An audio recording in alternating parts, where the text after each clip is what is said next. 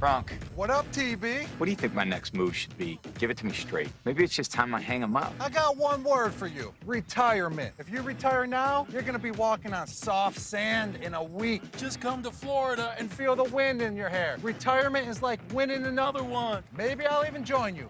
On the Spotty Network, this is what Tom heard. If you retire now, you're soft and weak. Just come to Florida and win another one. Maybe I'll even join you. Just go win another one. Like it's that easy, Gronk. Maybe it is. I still feel like I have a lot to accomplish. My goal is to win one more. And Gronk's coming with me. I'm retired from retiring? Mom, where are my football pants? Don't trust big decisions to just any network. Go with T-Mobile, the GO in 5G. And I'm not soft or weak either. T-Mobile is the leader in 5G. 24 hours ago, the Hyannis Harbor Hawks did not go quietly into the night, nor do they vanish without a fight en route to their most dramatic win of 2022 thus far. However, as the page turns to Independence Day, we have a good one for you in store as the Hawks are here at Red Wilson Field in Yarmouth for a 4th of July grudge match with YD on Harbor Hawk Baseball Network. Welcome inside the broadcast booth. I'm Zach Berman alongside Austin Dakuta, Drake Toll, and Bria Losick. Austin, you're on the play-by-play mic for last night's marathon between these two squads, and what an electrifying game it was. Well, you had a little bit of everything last night, Zach, from hit by pitches, plural, to multiple walks, and then you had the 2 on, nobody out, a 35-minute delay. Next thing you know, Cole McConnell's up with second and third and has a big hit. So you got a little bit of everything. A great start from Brody McCullough, 5 shutout innings, including 9 punch-outs, and it was just a good all-around game for the Hawks, and happy to see them pull it out 5-2. With the win last night, Hyannis comes into today a half game ahead of YD and 3 games behind Katuitt for the best record in the division as well as the league. They stand at 11-6-3, and Drake, the man on the mound today for Hyannis, has been nothing short of fantastic this year in Austin Amaral. Yeah, Austin Amaral has been really good, and maybe some of his college stuff is not overwhelming. You don't look at it and think this is the next guy for the Hyannis Harbor Hawks, but quietly, he has become such a staple for this team and been really solid for Hyannis. Absolutely, and now it's time to take a look at the starting lineups, but before that, we're going to send it down the field of the national anthem.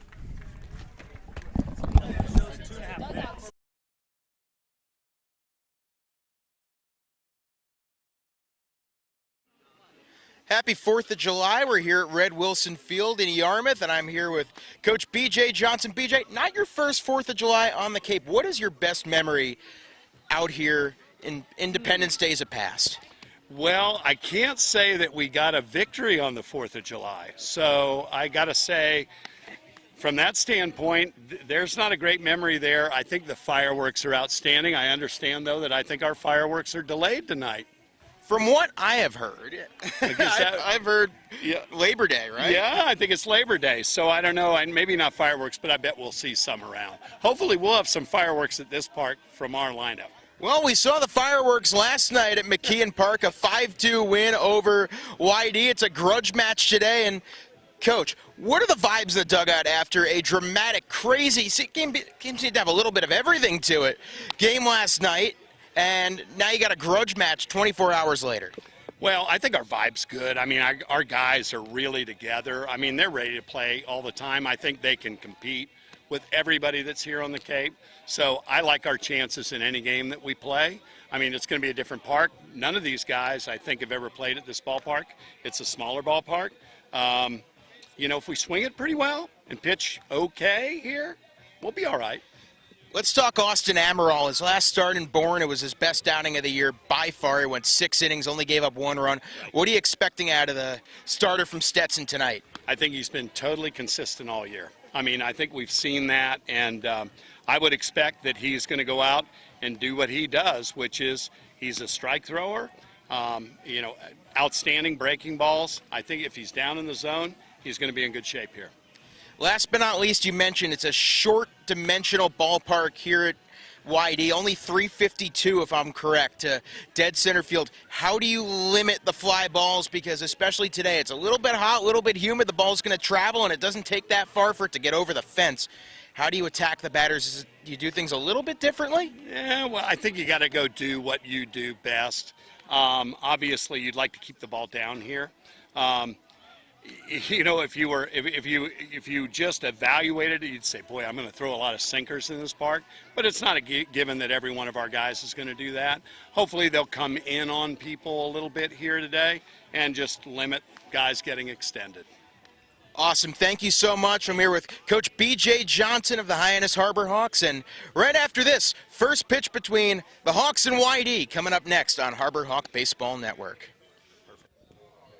It's 4th of July. You're on the Cape where everyone wants to be on this holiday. How was the parades this morning, and how is it overall being on the Cape? On 4th of July, it's been crazy. You know, traffic's been crazy. Everybody's migrated to the fields. The parades were insane today. We were at the earlier parade, and I want to remember. I don't even remember what the city was, but it was insane. Had to be over thousands of people just cheering, and it was insane. I just want to say that it was amazing. It's something I truly have never experienced before. Well, you're definitely sporting the 4th of July look today with the different colored cleats. Can you just show the camera a little bit what your OOTD is? You know, this is just the red, blue, forgetting the white, but, you know, Phil and I are representing America today, and we decided to go with the red and blue cleats, and nothing better to represent the greatest country without the red, white, and blue. Am I right? All right, thank you so much, Nolan. I'm Bria Losick, Harbor Hawks Baseball Network. Welcome back to YD. Zach Berman, Austin Takuda, Drake Toll, with you for the Harbor Hawks and Red Sox. And gotta love Cape League baseball. After the game these two teams had yesterday, you get the grudge match 24 hours later. Let's take a look at the lineups. First for the Harbor Hawks, it's an interesting lineup, one we haven't seen thus far. Yeah. Justin Hyannis leads off batting first base. Nolan Shanuel in second, batting in right field. Tito Flores batting third, DHing. Cole McConnell in cleanup in center field today. Christian Moore batting fifth in the left field. Don Patelli batting sixth at short. The Juice Rabbit batting seventh at third base. Pancho Ruiz batting eighth and catching. And Riku Nishida batting ninth and at second base. And on the bump today for YD, that would be Chris Bowe, who currently is slated as their PA announcer here at YD announced. Looks like he's transferring to University of Arizona, but for the time being, out of the College of Southern Nevada. Yep. That's where he comes in here with an ERA of 2.16 this past spring and 41 2/3 innings pitched. Yeah, Bo's a guy that throws his fastball 70% of the time to both righties and lefties, 90 to 94, changeup, curveball, slider. Throws all four pitches. That curveball could end up being devastating. 78 to 82 miles an hour on that one. Opponent batting average in the spring through just 17 innings was still 167, which is great, but his ERA was a 6.23, and the reason why? He walked 22 guys in those 17 1/3. Well, this Harbor Hawk team quite disciplined at the plate, like we've mentioned so many times, as Justin Hyannis, interestingly enough, steps into the leadoff spot. Mitch Jebb the day off. First time we've seen Hyannis bat leadoff this year. I actually talked to GM Nick Johnson before the game. He said he wanted to see Hyannis bat leadoff at some point this season. Yeah, Hyannis is a guy who is very aggressive early in counts, especially when he's going to get a fastball. First pitch to Hyannis. He takes low, called ball one. So the count 1-0. Your defensive alignments for YD. Bowser at third base, Haas at second, Meadroth at short, Michael Bavey at first. The 0-1, that's actually foul tip now, count 0-2. Jordan Thompson in left, Connor Kerrigan center, and Homer Bush Jr. in right, and Logan Schleger behind the plate for the Red Sox. They're in their home whites, Hyannis in their blue tops, pinstriped white pants. 0-2 to Hyannis, and there's a check swing. They check down, and they say he did, in fact, go around. So it is a leadoff strikeout for Hyannis, and the first out of the inning, Chris Bowe, his 12th strikeout of the year. Yeah, good stuff there from Bo, and now you got to deal with Nolan Shanuel, though, at a small ballpark, and this guy hit one 450 last night. Look who the first base coach is today. That is Phil Matulia. How about that? So no Eric Beatty today. Pablo Ortiz over at third, and they're going to do the old player coaches first, huh? Pitch taken low by Shaniel, count 1-0. Yes, Eric Beatty ejected in the 8th inning of last night's affair. Not playing today. I believe it is Kevin doesn't Ohm. play most days. Playing any day. It is Kevin Ohm who is taking managerial duties for the Harbor Hawks this evening as the 1-0 pitch taken low. Now the count 2-0. Well, you're seeing the issues early from Bo when it comes to control. He didn't have too many of those against Hyannis, but here a 2-0 count on Nolan Shaniel, and both of those balls have missed really bad. Here comes the shift from YD. And Shaniel last night, his home run was in a 3-1 on a fastball. So if he gets a hitter's count, he really will unload on a fastball. Yeah. Just a bit outside, now the count 3-0, and they're going to shift again. Hello. Third baseman goes to shortstop, and the shortstop goes to second base, and the first baseman is at the concession stand. He's getting Yes, one of indeed, those 3-0, and the red 2-foot light. pretzels. Yes, they sell these crazy big pretzels here. The Shaniel donut burger, I think is what you mean. used to have them, not anymore. No, I don't. I mean the 2-foot I had pretzel. one pregame. So. Oh.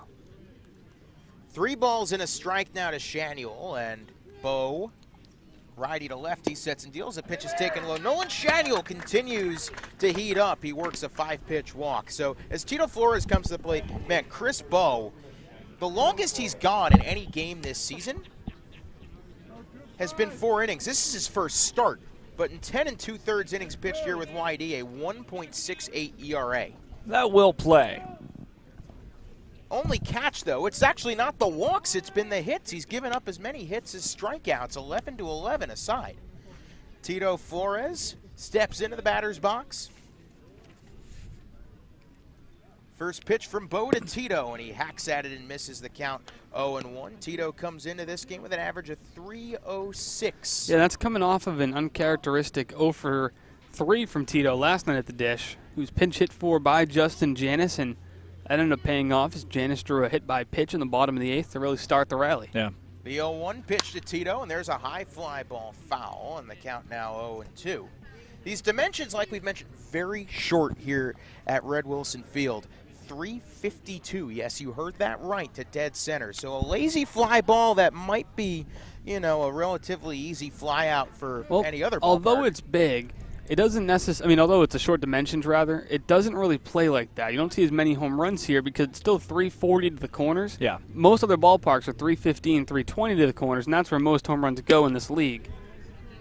That one misses taken high. up high. It is a gorgeous weather day. And to finish that thought, the most of the home runs in this league are pulled because the wood bats make it so difficult for guys to go opposite field, to go dead center. And when they're pulling the ball here, it's 340 to the pole. You're not going to see as many home runs. 1-2 pitch to Tito, and he takes nicely a bit low, count 2-2. Beautiful weather day here in Yarmouth. 79 degrees, partly cloudy skies. Happy 4th. Happy 4th of July. 4th of July. Winds going 11 miles an hour to the southwest. See, Christopher Bo misses there again and evens his count at 2-2. The breaking ball just not quite there yet. Here's a 2-2 pitch away, and it's taken just low by Tito, and the count will run full. Now keep in mind, no lights here at Red Wilson Field. So we have to try to get this game in as quickly as possible. Can't afford another 3-hour affair like we had last night.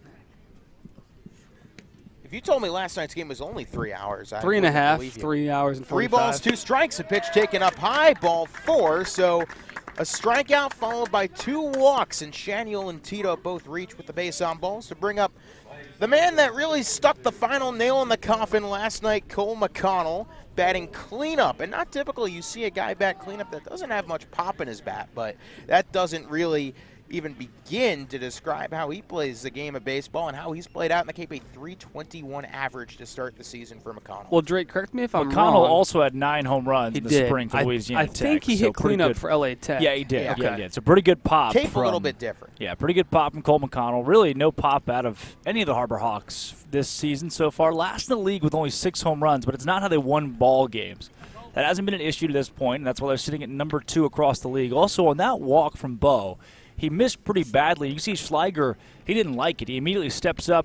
You can see in his demeanor, throws the ball up to himself. He really was frustrated by that. I prompted the mound visit, too. 2 back-to-back walks. Yeah. After a 3-pitch strikeout is an interesting start to this one. Cole McConnell, hey, what a game he had last night. So yeah, a well-deserved appearance in the cleanup spot with first and second, no, 1 out, and now time is called by the home plate umpire. I mean, fantastic crowd on hand here. Almost perimeter to perimeter across the field, lined with beach chairs. First pitch, righty to lefty to McConnell, and he takes a breaking ball, called a strike at the knees, count 0-1. The Harbor Hawks still struggled a bit last night with being able to get guys across the plate in big situations. They still strained it plenty. Right. And that was certainly an issue against Katuitt.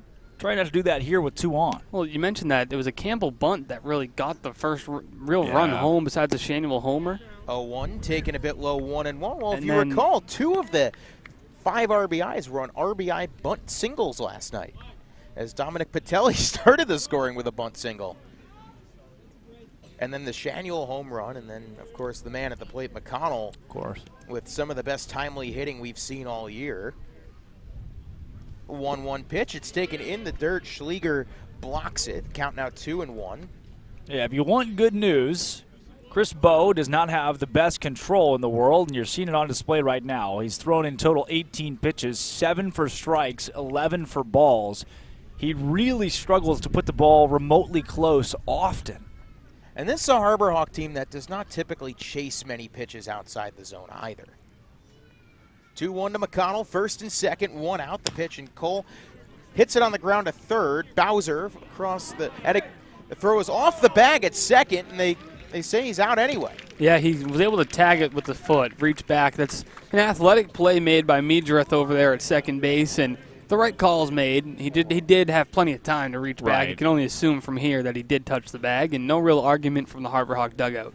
So now the base runners shift, first and third, 2 outs for Christian Moore, who's had a nice start on the Cape. His average now down to 227, but still plenty of time to get the mojo flowing for Como, as he's got first and third, 2 outs. And 227 is not all that bad here in the Cape Cod Baseball League. It's relatively league average. First pitch to Moore, righty to righty. Bo deals a breaking ball, called a strike, count 0-1. Moore has been quite good at the plate, not necessarily maybe in terms of hitting, but more in terms of how he gets on base. He had 4 walks not too long ago, Friday night against Wareham. The 0-1 to Moore, and he cracks that to right field. That could be trouble. It's down for a base hit. There's your timely hitting. Shanuel scores. Going to third, McConnell. It's an RBI single for Como and a 1-0 Hyannis lead. Great start there by Christian Moore. That's how you come through for your team in a clutch spot. Just does exactly what he should do at that pitch. Takes it the other way. That's a sign of a mature hitter. Not trying to do too much. Gets an outside pitch. Takes it to right field. And just like that, it's 1-0 Hawks. Third RBI of the year for Moore. Harbor Hawks have gotten into a swing of striking early or striking first in their last 2 games. Didn't do it against Katuitt.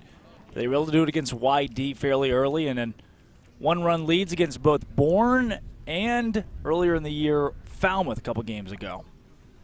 Now the batter, Dominic Patelli. First pitch to Dom. He takes high and outside, 1-0. How about Patelli? Tied for the league lead tied for the team league, should I say, in RBIs. His batting average, it was low for a long point in time. Dom now up to 220, 1 home run, 7 RBIs. So he's been seeing the ball quite nicely as of late. As the pickoff attempt back to first goes towards the Harbor Hawk dugout. McConnell will score easily to make it a 2-0 Harbor Hawk lead. And it goes out of play. So Moore can only get second there because he was diving back to first base. So therefore, he was not making an attempt to second, so he can only get the 1 base. Well, when it rains, it pours for Chris Bowe on the mound right now. You've already mentioned comes in with a 1.68 ERA, control an issue, and boy, you've seen that so far from him. Control was an issue mostly in the spring at college, not on the Cape, but that has changed today in his first start, already fairly rattled. So now a runner on second, 2 down, 2 in, the 1-0 to Dom, and he takes pitch on the outside corner, called a strike, count 1-1. So, that's funny. That pitch was about at the ankles, wasn't it? What I would say is the best strength of this Harbor Hawk team is their ability to take advantage of other teams' mistakes. And it's really gone to show how opportunistic this team is. That's hit on the ground to second base. Meadroth, Fields fires in time to end the frame. But the Harbor Hawks bats wake up early. And no thanks to 2 early walks, an RBI single by Christian Moore, and then a run reaching on an error. The Hawks have a 2-0 lead through half an inning of play. Here from Red Wilson Field, you're listening to Harbor Hawk Baseball Network.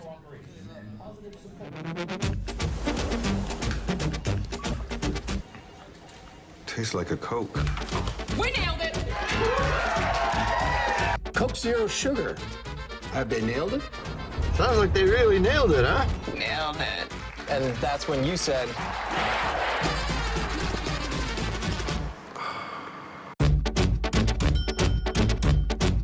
So it really tastes like a Coke. Yeah, that's the point.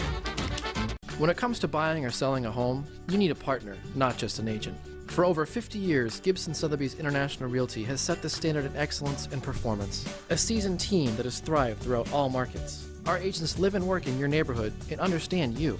We are over 170 agents strong, backed by an in-house marketing team and global reach that is second to none. From studios to penthouses, purchasing to renting, our team provides unparalleled real estate services.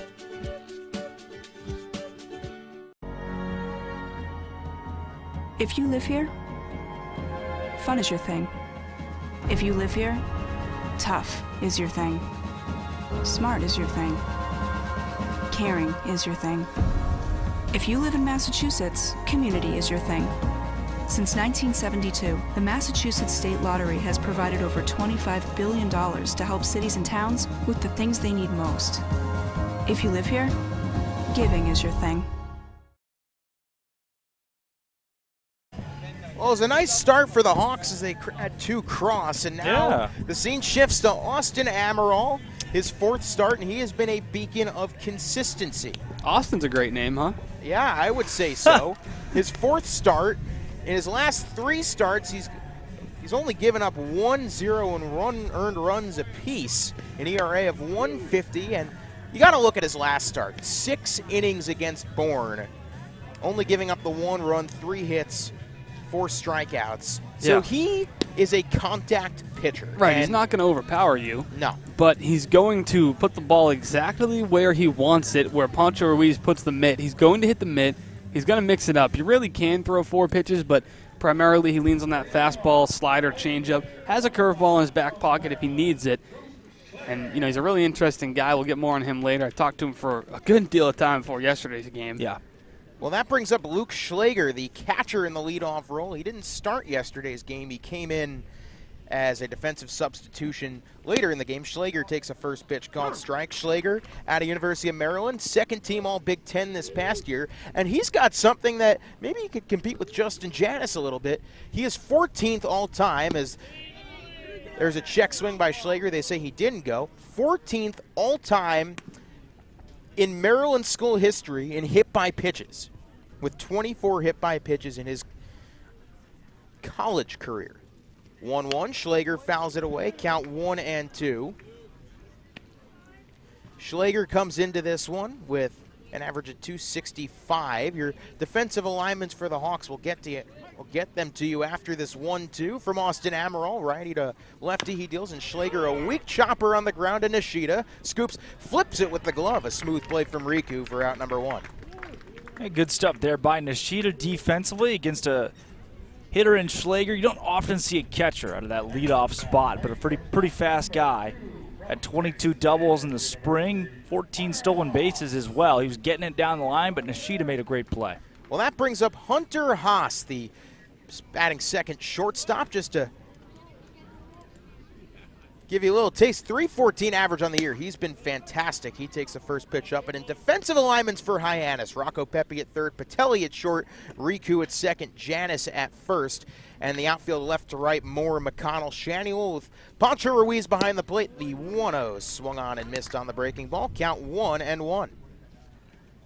And Amaral at Stetson now has a new pitching coach coming his way by the name of Daniel Latham. And Austin is very excited to get to work with Daniel because he's a little bit younger and more of an analytical pitching coach. He's excited to see how how he brings sabermetrics to the table because, like Austin said, he's not too experienced with spin rates and all that kind of stuff because they didn't have a ton of it at Stetson put in play this year. But in talking to him, he's really excited for Latham and to get to start using some of those sabermetric tools. The 1-1 was fouled off. Here's the 1-2 pitch and a swing and a miss on the breaking ball. And the first strikeout of the night for Amaral retires Hunter Haas 2 down. Boy, what a life it is to live, that of Austin Amaral. The guy has just been crisp this season for the Harbor Hawks. And again, maybe Stetson gives him an unassuming figure. You don't expect, okay, Stetson, maybe this guy comes out, he's a world beater. But he really has been for the Harbor Hawks, and a lot of that is his control. Jacob deGrom was a Stetson shortstop at one point, converted to a pitcher. Whatever happened to that guy? I don't know. I heard he was pitching in single A the other day. Yeah, he's mowing down a poor single A. Poor Jacob single deGrom. A ball players. How the mighty have fallen. Chase Meadroff takes a first pitch. Called strike on the fastball, count 0-1. And Zach, correct me if I'm wrong. Have you called every Austin Amaral start? Yes, I have. I'm now 4 for 4 for Amaral. There you go. Meadroff, 257 on the year. 0-1, hits it on the ground to third. And Pepe, a nice play to stab it across the diamond. How about the Juice Rabbit flashing the leather to end the frame? Wow, Rocco Pepe. You look at the speed to go lateral, grab that baseball, and the throw across the diamond was on the money with some oomph to it as well. Rocco flashes the glove. Typical outfielder is right at home at third base. Well, another walk in the park for Austin Amaral. 1-2-3 goes YD after 1 inning of play. Hawks 2, Red Sox nothing. Plants, and as always, it's 100% recyclable. Plant bottle, designed to make a difference. This BBB seal is a badge of honor. It's a sign that this is a business you can trust. Hi. Oh, this is amazing. Each year, millions of people see the BBB seal on a door or a window or a website and breathe a little easier. See the seal and know you've made the right choice. Find a business you can trust. Ask BBB.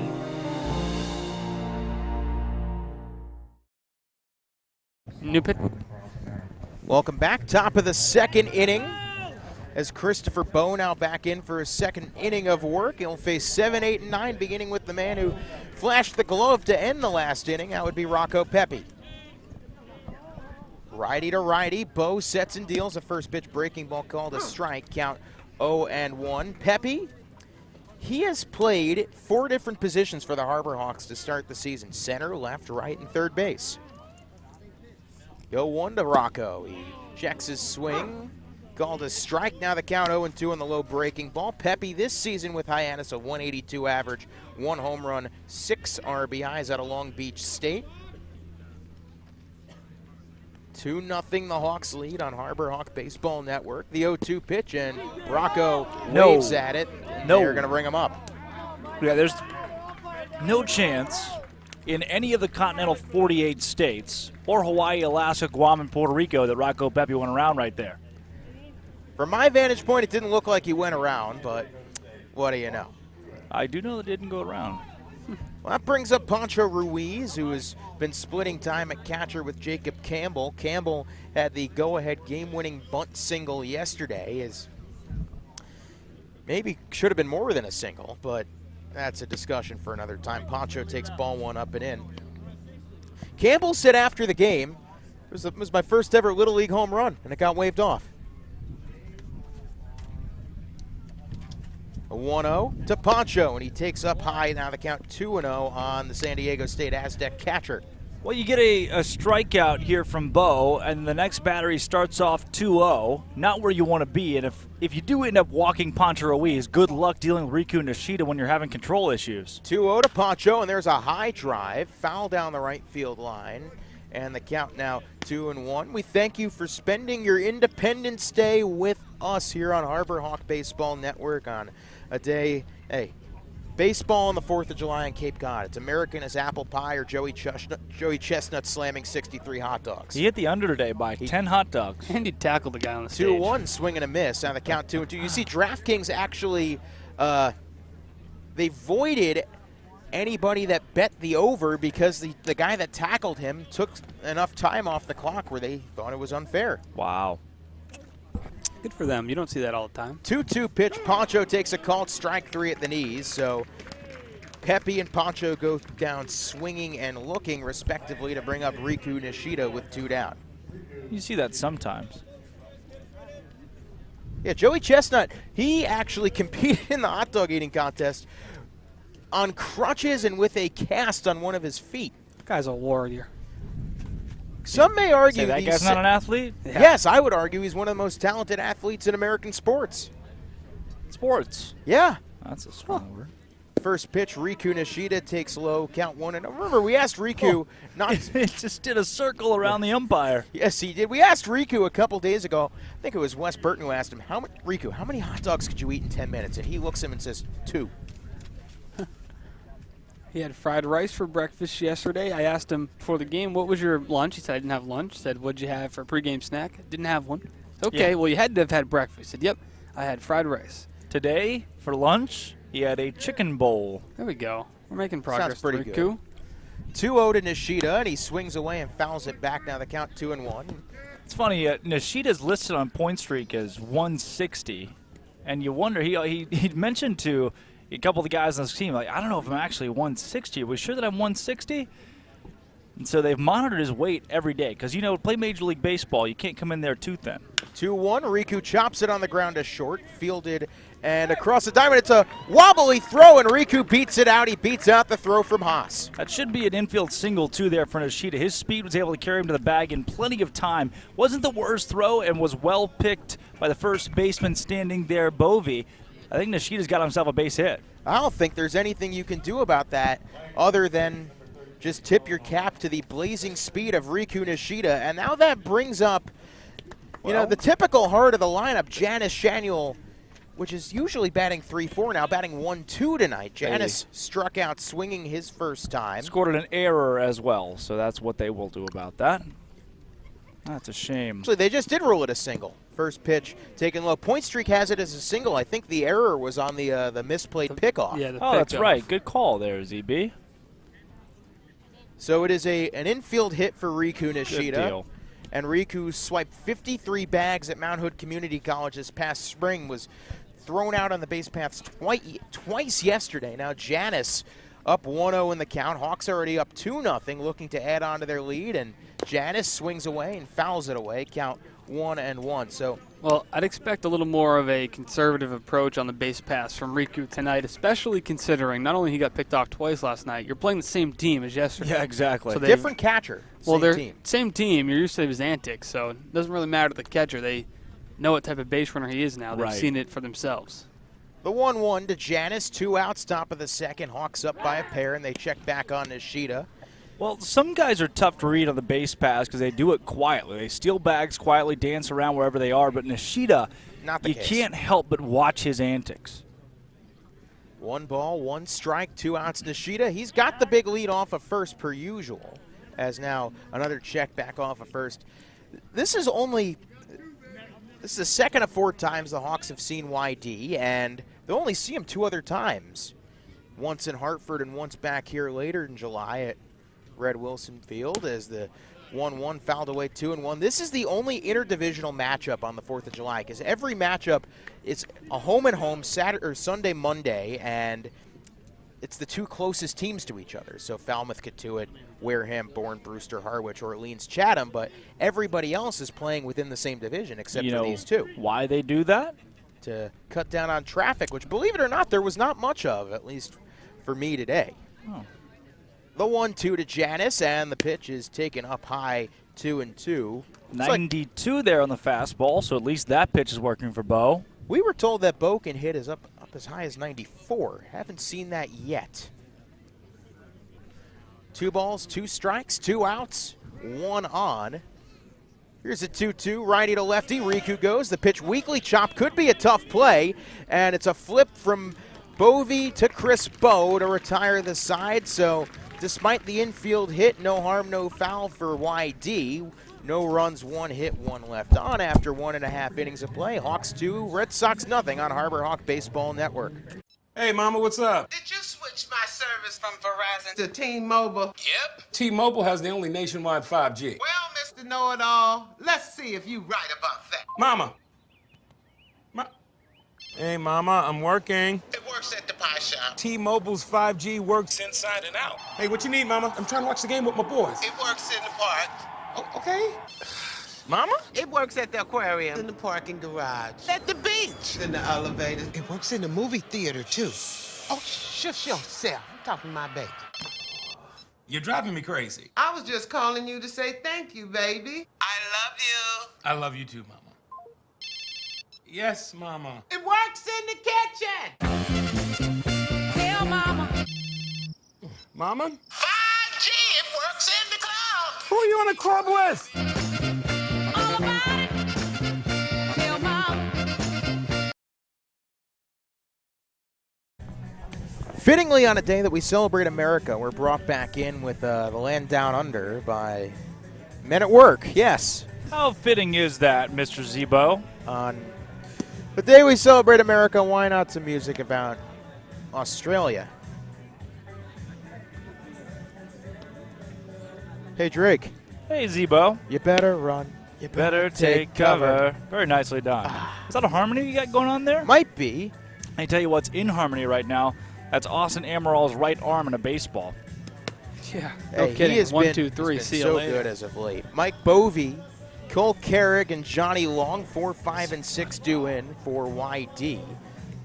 Right now, if you look at the standings, YD currently on top of the Eastern Division. Hey, did you know this? Brody McCullough, 24 strikeouts right now, number 2 on the Cape Cod Baseball League, tied with, yep, Michael Sandstone. Would you look at that? Our Two that guy. started opening night. That's our guy. Yep.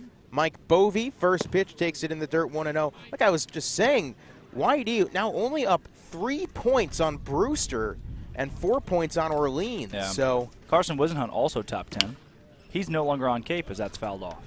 I saw our draft board today had him as high as 23 in the first round. This year. this year, 2022. wow. That's why he left Cape. I wonder if they watched his appearance in Hyannis. Yeah, I think Yeah, they watched the 95-mile-an-hour fastball coupled with a 76-mile-an-hour breaking pitch. 1-1. There's a nice breaker from Amaral, called a strikeout 1-2. I wonder what the gun got that at. About 79. That's what I saw.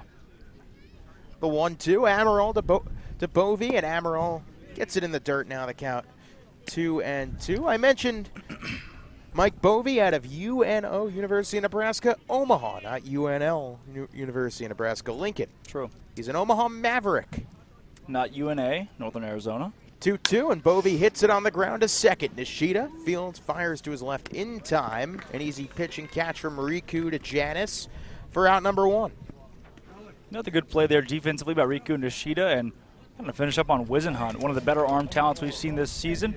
You're right, Zach. Finished with a total of 16 innings pitched and 14 earned runs. So the Harbor Hawks beat him around a little bit.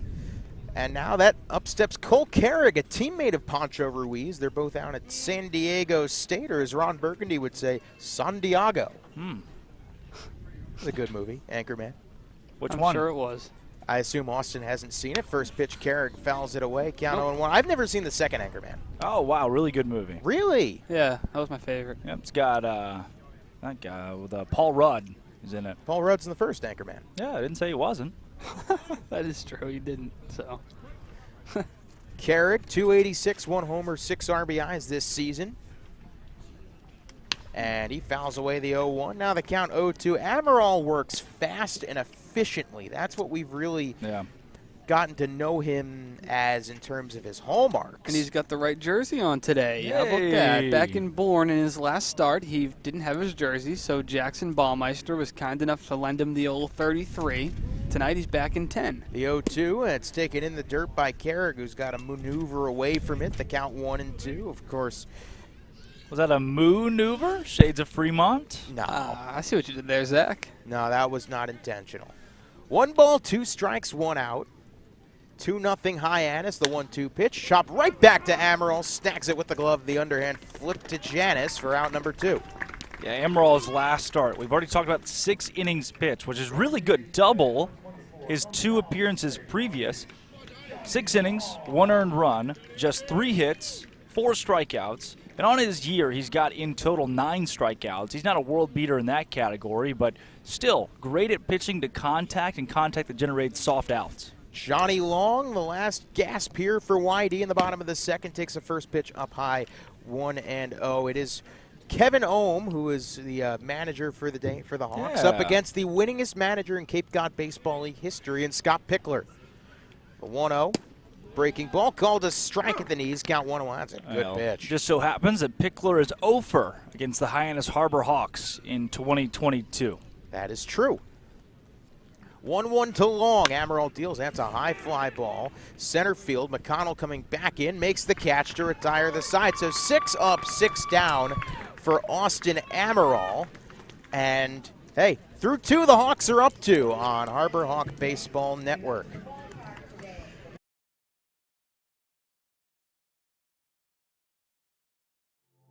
We all have obstacles, challenges at different points in life. I still push myself every single day, and the harder I push myself, the more I find myself drawn to wearing UFOs. The first time I put on a pair of UFOs, it was like someone released the pressure. It was so crazy. When you are recovered and can do more, that has a compounding effect on all aspects of your life. Stepping into a pair of UFOs, they're truly one of a kind. There's nothing like them. Best ever? Good question. Wait, why do you sound like Dr. J in your head? I've always sounded like Dr. J in my head, which means Dr. J's outside voice sounds like my inside voice? Which Coke? The doc would know. He got the world to call him doctor without going to med school. There's only one best ever.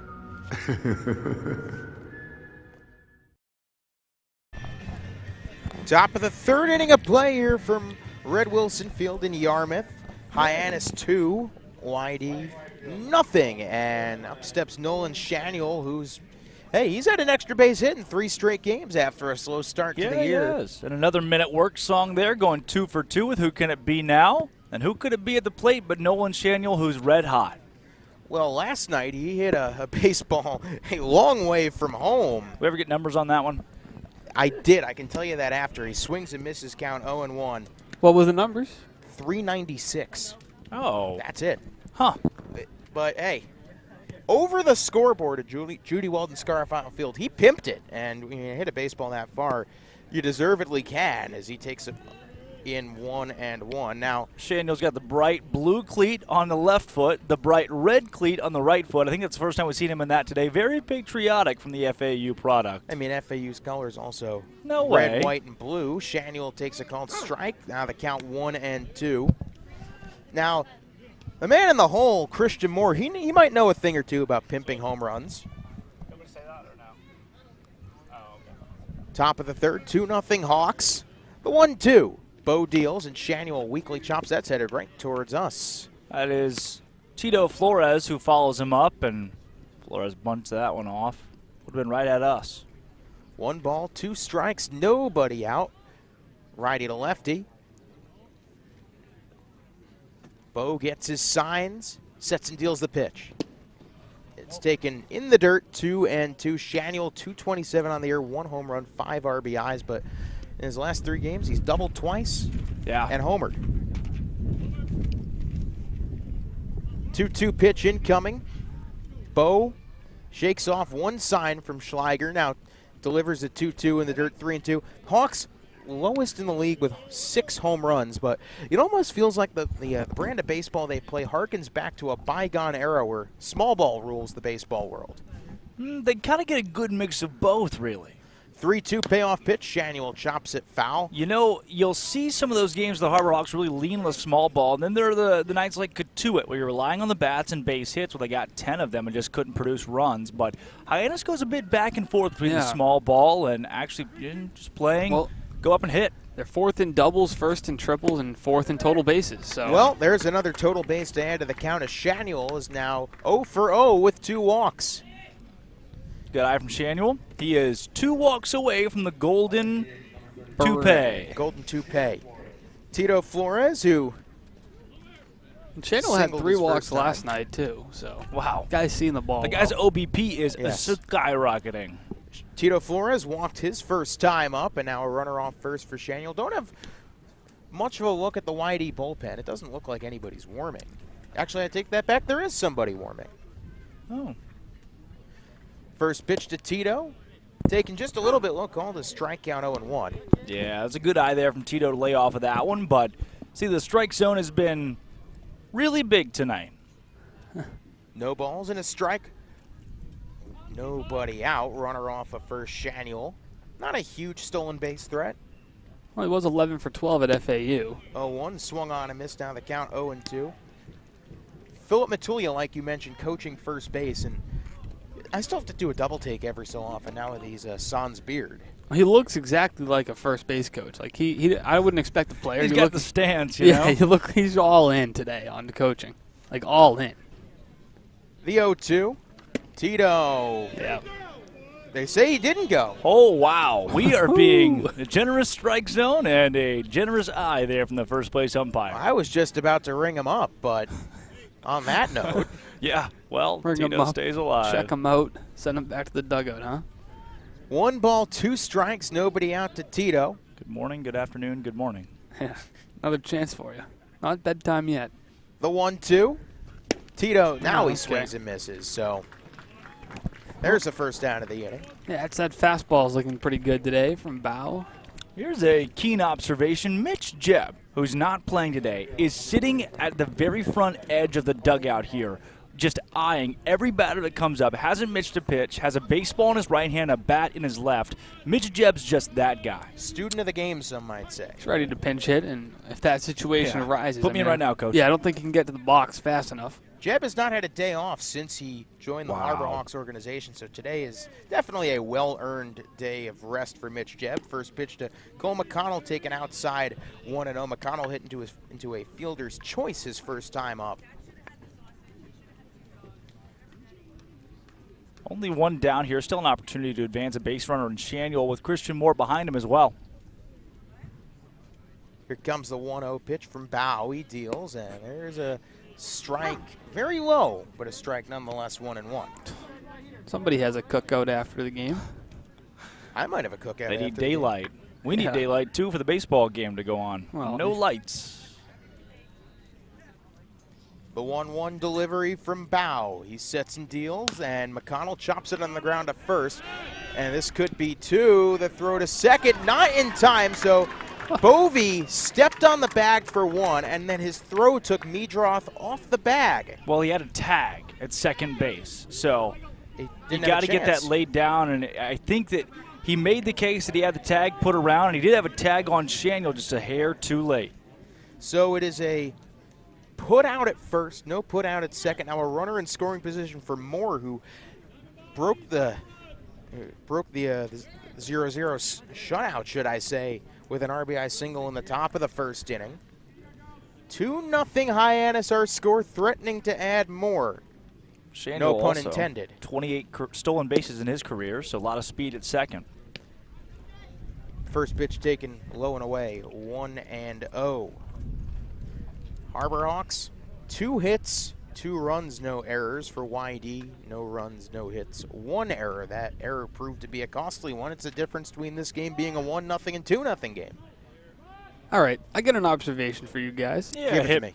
Nolan Shanuel and Phil Matulia have one of each other's cleats on. Shanuel has a blue one on his left foot, a red one on his right. Matulia has a red one on his left, a blue one on his right. They did the... And they go to different schools, Yeah. both red and blue schools. It's 1-0. Today's... Wait a minute. Ooh. 4th of July, red, white, and blue? You don't think I don't know. that they did it for today? I don't know. I'm curious. Wait a second. I just want to know if these cleats belong to... I just want to know whose pair is whose. Shanuel's are the red. Shanuel's are the red, No. Matulia's are the blue. No. Matulia's are the blue. That is Louisiana Tech That's what red. we just said. No, now you're confusing red me. is confusing Matulia. yourself. Red No, is Shanuel Matulia. wears No, the red. that red. Yes, he does. No, that red We'll is put, Louisiana we'll Tech wager red. one of them donut burgers on it. The Well, you donut know who burgers knows about don't it? exist. Bria. Bria knows about it. She'll tell us about it. The 1-1, and that's hit down the line and right foul. Count will go 1-2, so... Oh, what a gift that was to a small boy who's just sitting there crisscross applesauce. Yes. That ball hit him, but on about the 7th bounce. So it just rolled softly and landed in his lap. You got binoculars on you? So the count is 1 fish, 2 fish, red fish, blue fish, should I say.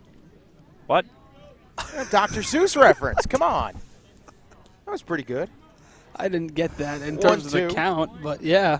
Up high now, 2-2. Yeah, that was a bit of a stretch. Well, I see where you're going with that one, Oh, yeah. In a roundabout way. It was worth a try. A for effort and a B- for result. I'll give you an E for effort. 2-2, 2 strikes, 2 balls, 2 outs. Here's the pitch, and it's hit on the ground to third. Bowser scoops it, steps to his left field, fires in time. So the leadoff walk to Shanuel doesn't come to pass, and after 2.5 innings of play here from YD, 2-0 Hawks on Harbor Hawk Baseball Network.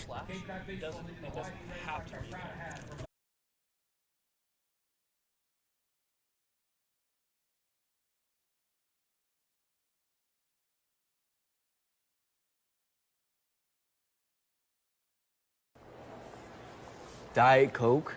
Were you my mom? You should be so lucky, because you know what moms do? Well, I suppose we should start with the whole giving you life thing. It seems like that should be enough. No? Okay.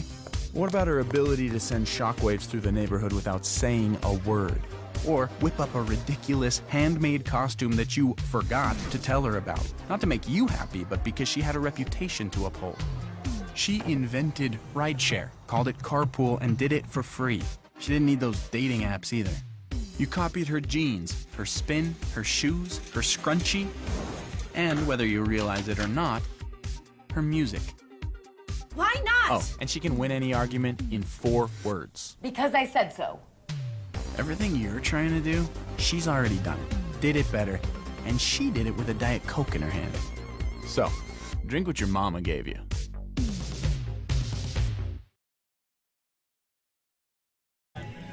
Another day in paradise here on Cape Cod, and I mean, what more could you ask for? Baseball. Probably lights. A little bit of shade would be nice. Yeah. My left side of my face is getting absolutely You were roasted. really burned. Dude, I got sunscreen, No. literally. No, that's not the Dude. issue. I have lathered up the sunscreen today.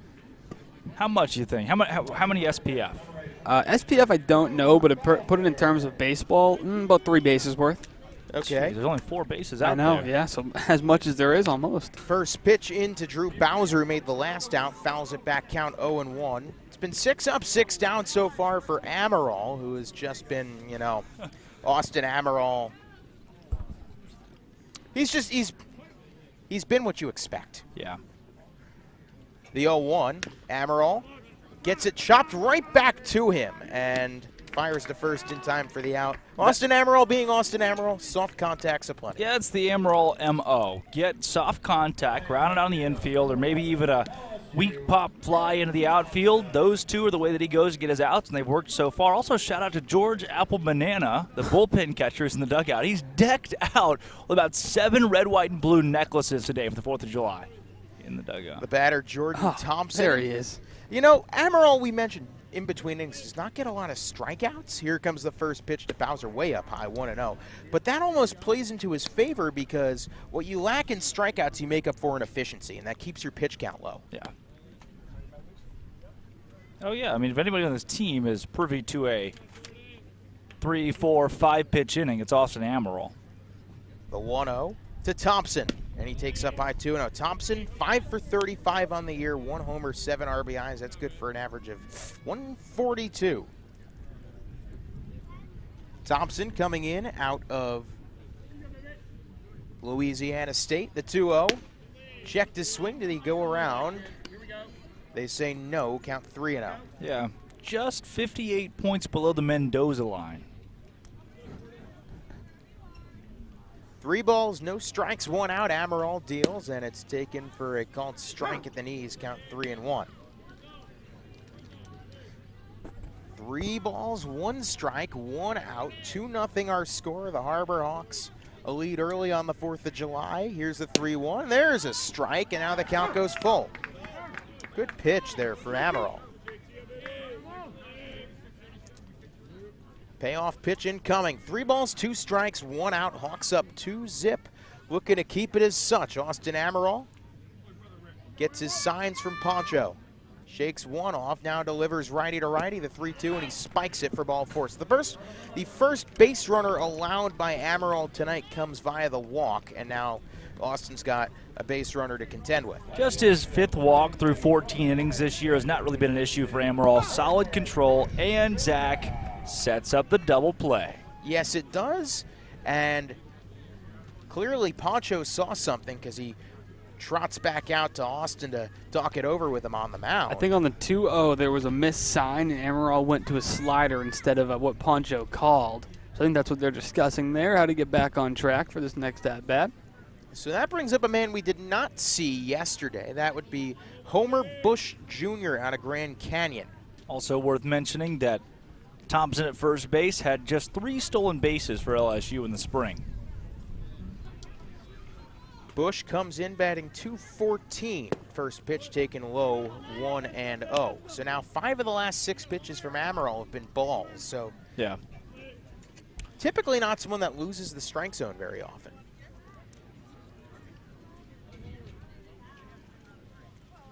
.1-0 delivery incoming, and Bush pops it up right behind us. Foul. Count 1-1 as a crowd of kids chases that one down. Great catch by our assistant director of interns, George. Well done. Nice play on the ball there. Bev, George, nice stuff. 1 ball, 1 strike, 1 out. Hawks up 2-zip, tying run at the plate, Bush.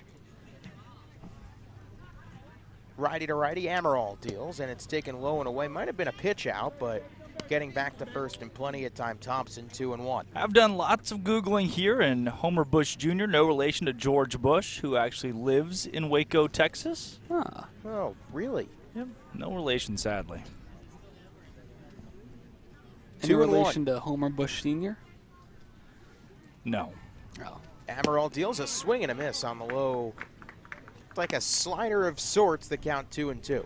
Bush bat .270 in the spring for Grand Canyon, had 7 stolen bases, but caught 6 times. What's that ratio? Well, mathematically, he's successful about 54% of the time. Yeah. 2-2, and Bush weakly chops it. That's a fair ball, a tough play, and Rocco Pepe smartly lets it roll foul. Okay, smartly let it roll foul, but should have grabbed it because it could have kicked back fair. Right. So that was a risk that Pepe took, and we've seen that bite him already once this year. We let it roll down the line, ended up being a hit about 10 games ago. So that happening was a bit of a spout of luck for Rocco, and he could see it shading foul. Luckily, it kept going that way. Just got to grab it. As soon as it goes foul, just put the glove on and grab it. Not sure if there was much of a play there, though, because like you mentioned, Bush has a little bit of speed. Well, that's why he let it go foul. No, I'm not saying there's a play. I'm saying as soon as it goes foul, you grab it because he waited a long time.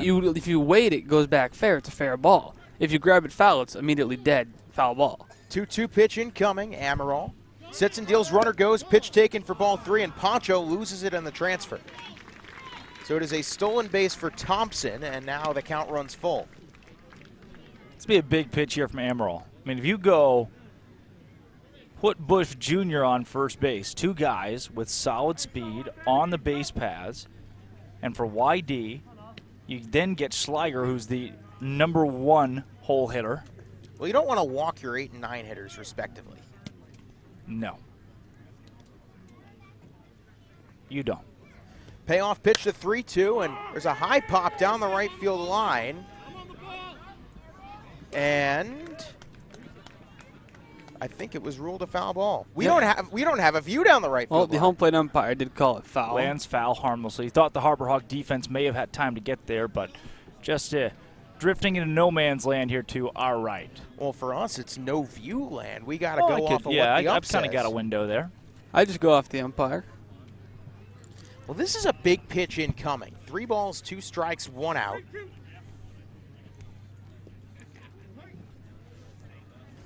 With a runner off a second now, and Jordan Thompson. Might go back to that slider here. He does really like it to try to put hitters away. Here's a payoff pitch to 3-2, and it's chopped foul off the mask of Ruiz. That was a fastball. 92, really ramped it up there.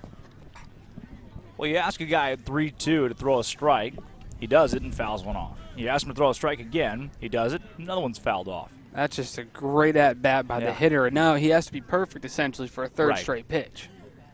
Here comes the payoff pitch once again. 3 balls, 2 strikes, 1 out. Runner off a second. 2-0 the Hawks lead, but YD threatening to break the shutout. Here's the payoff pitch, and they're going to check the swing. They say he went. No, he did not. So it is a long walk for Homer Bush. A good at-bat from the number 9 hitter, and now the lineup flips over first and second. 1 out. Let's get the 1 hole here. Not always a great sign with a couple of guys on. Typically a pretty quick guy. He did ground out, so double plays in order, and, you know, the guy's already grounded out once. A ground ball pitcher on the mound. Could definitely play into the Hawks' favor. Hawks lead 2-0, but 2 speedy pairs of legs on the base paths for YD. Thompson off a second, Bush off of first. Righty to lefty Schleger, who grounded out his first time up. Here's the first pitch from Amaral. There's a called strike, and that's a big pitch. You don't want to get behind in this count early. 0-1 on the Maryland Terrapin Schleger.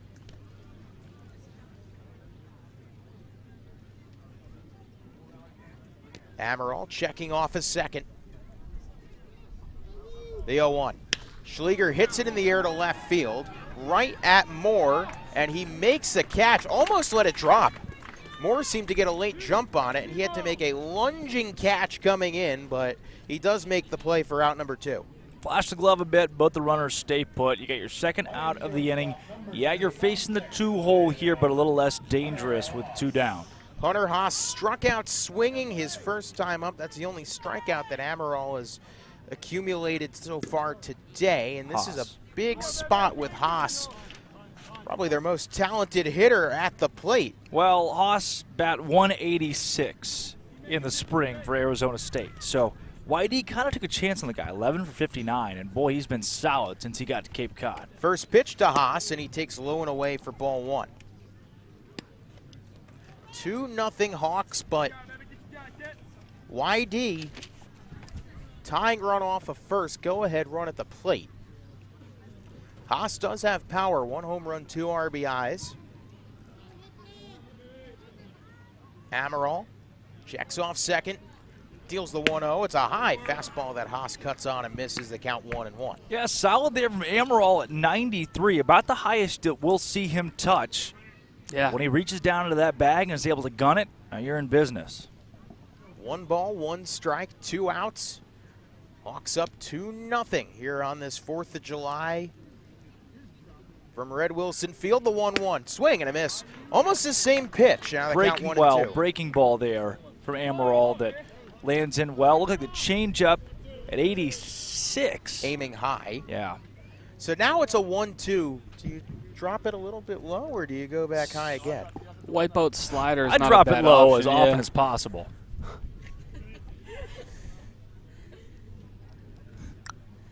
Thank you, Drake Toll, the 1-2.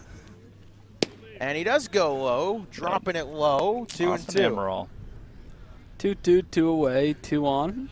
2-0 to score, 2 hits. 2 out. Across the board. Number 2 at the plate. Oh, no way. Wow. Yes, way. Time to play the lottery. Second inning. 3rd inning.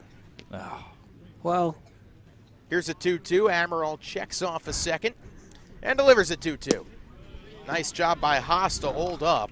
Well, now you're in a tough spot. Full count. Both runners are going to be off on the pitch, so a base hit or any contact for that matter could be trouble, and your infield's only place probably going to be to first now with both runners moving. So Zach Chase said, "Of course you do, Drake." Can only guess what that's in response to. Here's the payoff pitch, the 3-2. Amaral checks off a second, now throws back. Our assistant GM, Zach Chase, we should mention, not just a fan. Not just any Zach Chase. No, the man who helped construct this roster. That Zach Chase. So let's try it again. 3 balls, 2 strikes, 2 outs, 2 on. Hawks up to number 2 at the plate. Haas steals, and the pitch is a high fly ball. Shallow right, that could be a lot of trouble, and it lands fair territory.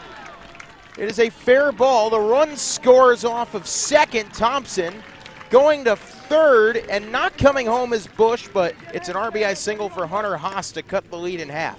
no man's land, and a little blooper comes back to unfortunately bite Austin Amaral, but it's the walks. Walks come back to hurt you, and he issued 2 of those. And when you get to a full count on the third guy of the inning, runners in motion, really not much you can do.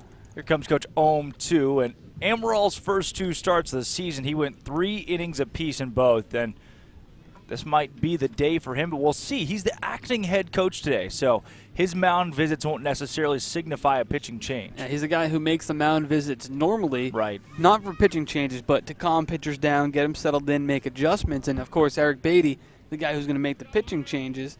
But today, they're going to get a little bit of both out of Kevin Ohm. Eric, if you are out there listening, hey.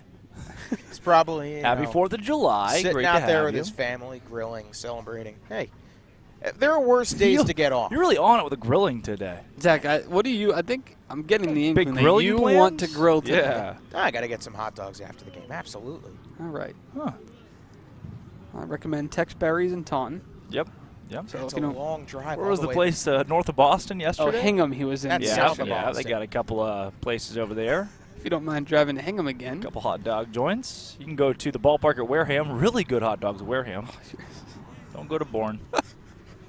Katuitt had a couple. They had toasted buns in Katuitt. Yeah. You know that Wareham plays at home every 4th of July. Really? That's just...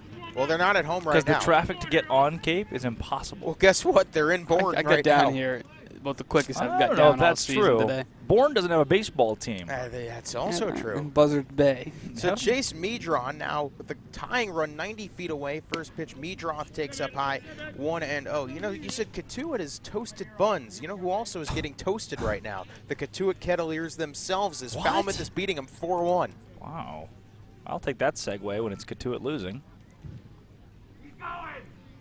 There's the 1-0 pitch. Runner off a third, runner off a first. Meadroth takes low, 2-0. And Amaral, after retiring the first 6, starting to fight it a little Well, bit. these are not bad pitches either. He's not missing terribly. We saw him do that on the first couple batters of the inning, and he's got to battle back at the 2-0 here, but tough. You do have a free base. You do have a free base at 2-0. Meadroth takes inside 3-0. That zone all of a sudden has tightened up. Where did quite this a strike bit. zone come from? What's going on? Now a 3. Barbecue must have got canceled. Oh, yeah, barbecue. The must have rain's been coming in tonight. Yeah. Here's a 3-0.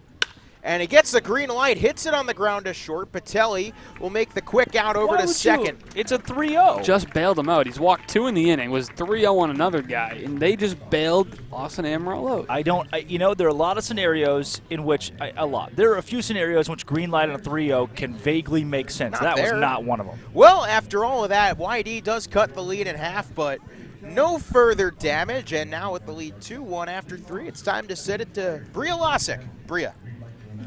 Thanks so much, Zach.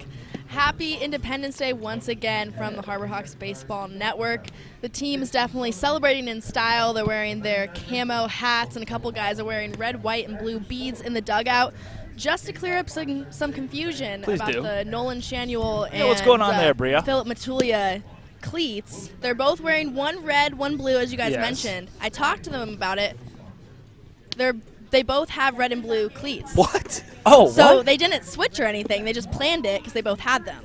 Ha, we both lose. Well, we're both a little losers. inside information there, but again, happy 4th of July. We'll Why send do it they back to the have booth. those? They don't play 4th of July. Thank you, Bria, by the way. They don't play games in the summer at La Tech or FAU. They buy them like years ago Also, in case we need them. on Same 4th of colors. July. They're the same They're colors, the same cleats. too. Yes, they are. are. The same They're cleats. absolutely the same, I'd say, variety, maybe model of Adidas cleats. Dominic Patelli said, "No, thank you, sir. I'm going my orange cleats, the old orange sleeve on the right hand." He stands in front of us now in the I wonder batter's if box. he had a hot coffee before the game today. I think that's Mitch Jebb's thing.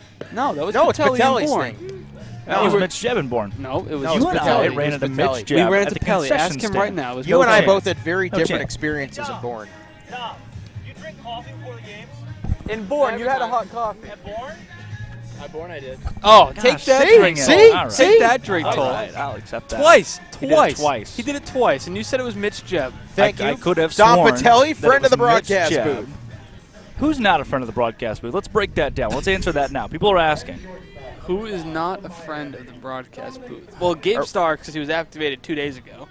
Uh-oh. Well, we haven't even got to meet him yet. Are we allowed to name people that we don't think are friends of the broadcast? I booth? don't think he's so. not a friend, but he hasn't met us yet to become a friend. So. First pitch to Patelli, and he has to duck away from it as the ball dips Well, away from everybody. I thought it hit him, and had Patelli unlaced his shoes and took off his sock and showed a couple laces, maybe he could have gotten first base right See? there. Here's right on my foot. That's right where it got me. Yeah, okay, if you say so. I saw that last night. 1-0. Dom takes a called strike at the knees. Count 1-1. That's one of the. I think this is the only time I've seen a player pull his shirt up and show an umpire. This is where it hit me. Look at the bruise. They accepted it, and too. it worked. 1-1 pitch, and that's in the dirt again. Gets behind the catcher, Schleiger. Count 2. Actually, I can list something that is not the front of the broadcast booth. Oh. The Falmouth Wi-Fi. No, I think we were talking about players mostly. Why don't I? No, every player. How about the YD Wi-Fi? What you got there? Let's wait till we get out of town. 2-1 pitch taken in the dirt. Maso Menos, mostly Menos. That's weird. Where'd you get that? I don't know. Count 3-1. Good morning, good afternoon, good night. You know, when you spend enough time about Drake, a little bit of the Texan comes out. The Yeah. 3-1 pitch. Patelli takes ball 4. That's the Texan. I'll get you a cowboy hat one of these days. What's the Texan part about Maso Menos?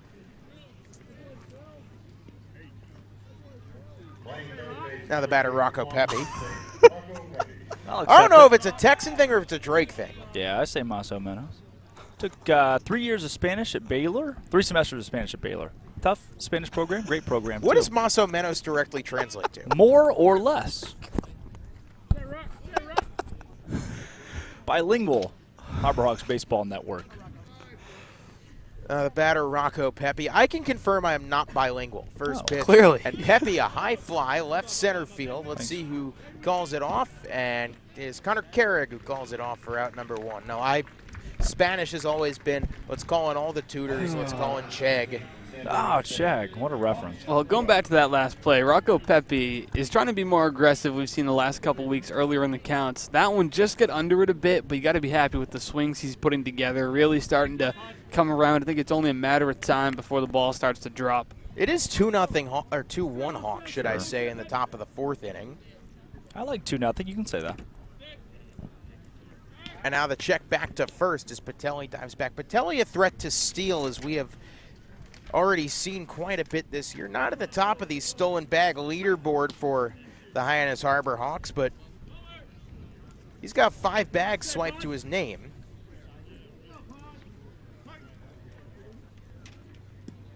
Patelli, because his batting average is a little low, has become really such an underrated member of this team. Gold glove defense, really good plate discipline, and solid on the base pass. First pitch to Pancho. There goes Dom. The throw is not nearly in time, so there's stolen base number 6 for Patelli. Yeah, that throw landed in Hyannis Harbor. Patelli was safe by 1.5 miles and a solid decision to run there, test the arm of Sleeger, and you saw what you got. Right next to the Shanuel home run in the Bay. Yeah.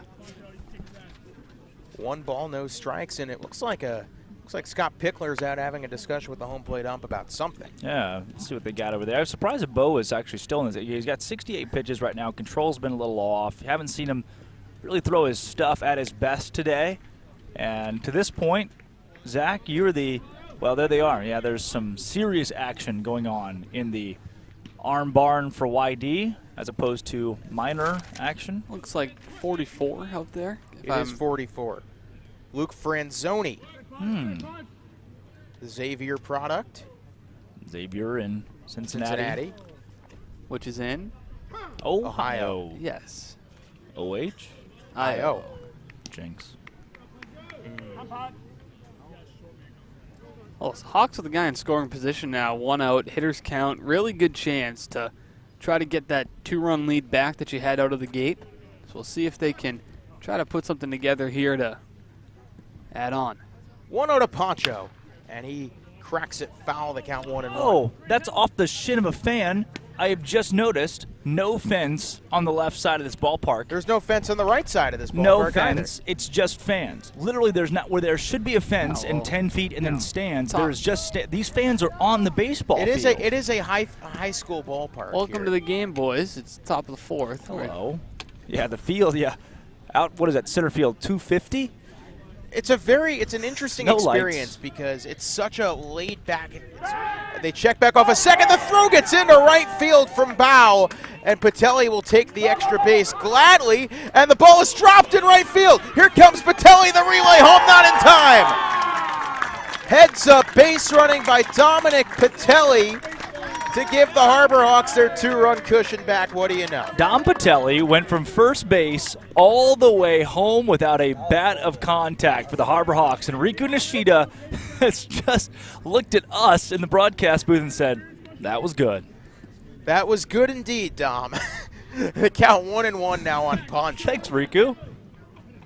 I think this is the closest we have been to the on-deck circle at any ballpark. Poncho hits it on the ground, and a nice diving stop there. The throw to first, not in time from Poncho. Haas. Infield single. Yep, Poncho dropped the trailer right there. That dude was hauling it, and now he's going to go to second base. And the throw from Haas went into the dugouts, and now Poncho takes the free bag. Poncho Ruiz flashing the speed right there that we see from the big man. Look at, you can see him do little hands above the head at second base. It is the 4th inning, and Whitey has already accumulated 3 errors. Yeah, that's 4 errors. 5 errors. Yep. Is that? No, that can't That's be. 6. That's 6. No, there is now. There's now 5 on the scoreboard. They went from 3 to 5, Yeah, and they're now back back to down 4. to And 4. now a meeting on the mound as Scott Pickler calls time. This is and it very uncharacteristic Yes. of the Whitey Poncho? Red Sox. We already of the Whitey Red Sox. They really, third place in the entire league. A team that doesn't make a lot of errors. And tonight with, Zach, a pickoff move that gets away, a couple throws that sneak by. 2 pickoff moves that get away. Right, that a result bobble runs. and right. That you don't see this every day, and I guarantee you're probably not going to see it again from YD. No, you will not. So Chris Bow exits the game, and now... How about this, too? The sun is rapidly going down here at Red Wilson Field. If the Harbor Hawks can wrap this thing up pretty quick, they could play time. Maybe they could. Got about 2 hours left there. Yeah, but I don't know what time the sun is supposed to. The sun's not supposed to set until 8:13. I did that without even looking at your watch. That was off the top of the dome. I'll take my congratulations. Hey, Thank what do you want, a trophy? I'll take one of those donut burgers. Well, Oh, I also, got bad before the news. game, No. Yep. You're going to tell me they don't have them? Franzoni comes in. Hold on. Wait. Oh, okay. Thank you to none other than Magdale Cotto, who surprised the broadcast and production crew with a box of Dunkin' Donuts Munchkins before the game. Well, we got to add some context to this. Please do. I wasn't here for this. Magdale Cotto didn't necessarily go to Dunkin' Donuts I know and he lay did. those in the broadcast booth. I He had know. been given some at a parade this morning, and then when he walks in the ballpark, first person he sees is me, and he goes, "Hey, Merry Christmas." Not Happy 4th of July, by the way, which he could have used. He just said, "Merry Christmas." Some holdover munchkins from 5 hours ago. I didn't even know they were called munchkins. He just handed me a box of donuts, and then I brought them to the broadcast table. So really, it's kind of like a 50-50 thanks here. You never heard of munchkins? Well, Nope, not at all. What do they call them in Texas? Munchkins. Donuts. Donut holes. Donut holes. Donut holes You know are what the thing. ever been to Tim Hortons? Did know, you guys it's go Canadian to Dunkin' a Donuts? parade this morning? I didn't. I did You? not. Abby Yeah, Stokes, I our did. producer, I went did. to a parade. Drake, Abby you went did. to a parade. Ella. We had a whole group of us interns that, felt like going to a parade. So we went and saw. Did you know Harbor Hawk players walked in 4 parades today? Yes. Wow. Omnipresent. These Wow. guys were everywhere. Now, they had shifts, but here's the funny part. Oh. They didn't put the guys that live in the same house. Say that you have 2 guys with one host family, right? Yeah. They had them at different parades. They spread pretty much everybody out. Moreover, the word that I got, they had guys at a parade who were at the boat parade at Hyannis Port at the harbor, and they didn't show up to the game until about 45 minutes prior.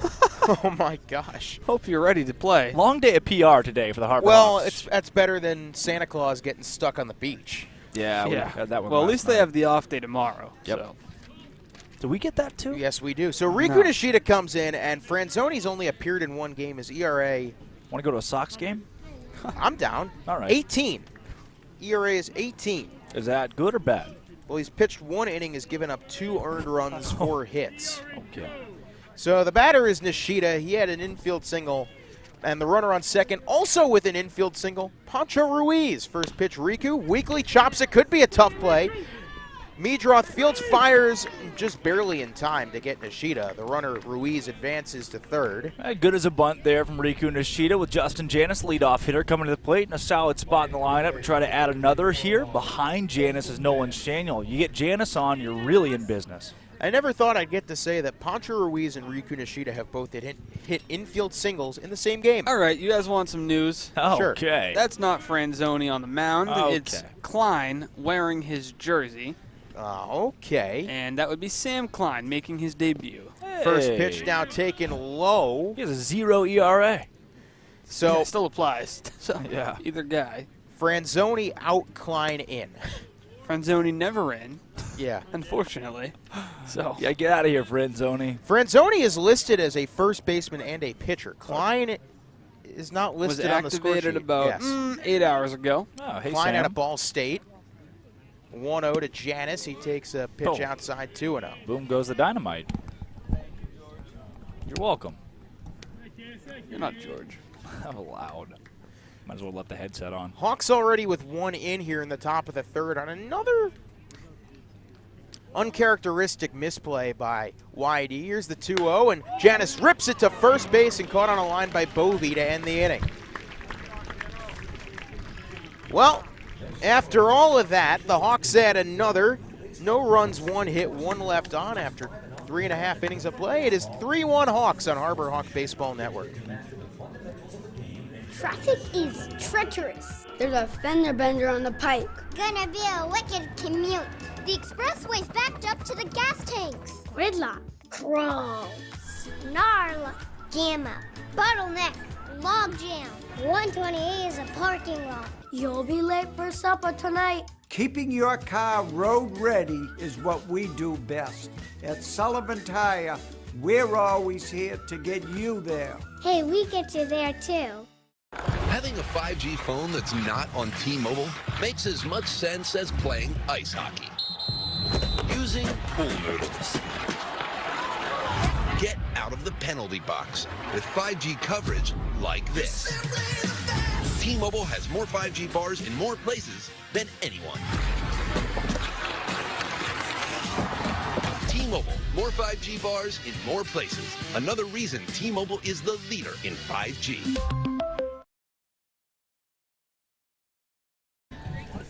It's now the bottom of the fourth inning. The Harbor Hawks a 3-1 lead, and Austin Amaral still on the bump. That is him, yes, and he was helped out a bit in the last half inning, or rather the bottom of the third inning, that is, where a batter swung on a 3-0 pitch with runners on the corners. Why?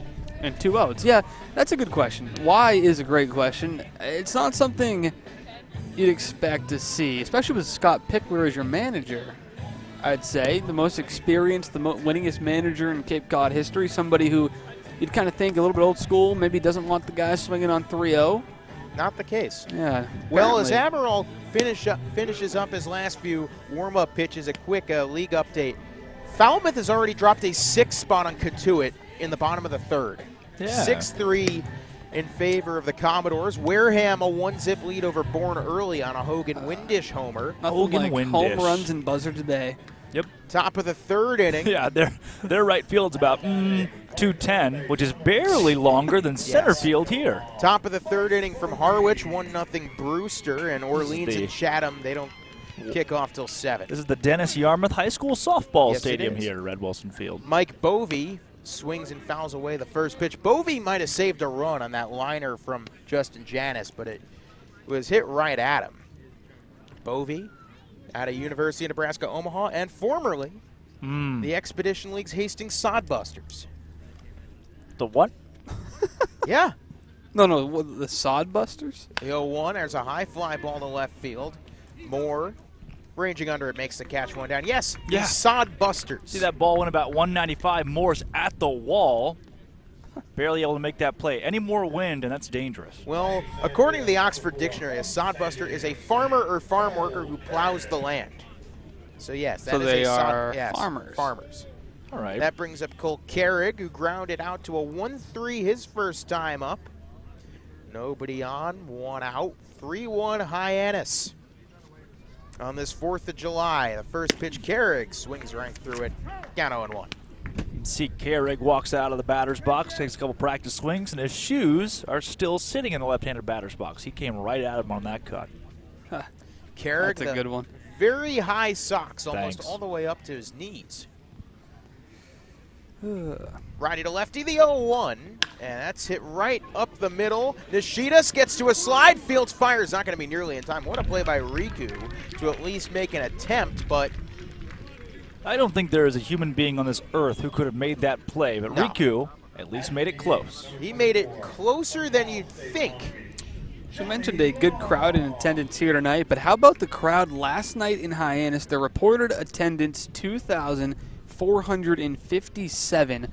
One of the largest crowds the Harbor Hawks have seen all season, and what a night it was at the ballpark. You got to imagine the number here tonight is up there as well. Yeah. They were treated to a dandy of a They baseball got game. some fireworks. First pitch called strike one to Johnny Long. Count Not 0-1. literal fireworks, though, mostly because the ecosystem in the harbor, but they got Well, fireworks on the field. Some guy was setting them off in his backyard way in right center field. So Those fireworks have been postponed to Labor Day, where they'll celebrate 4th of July.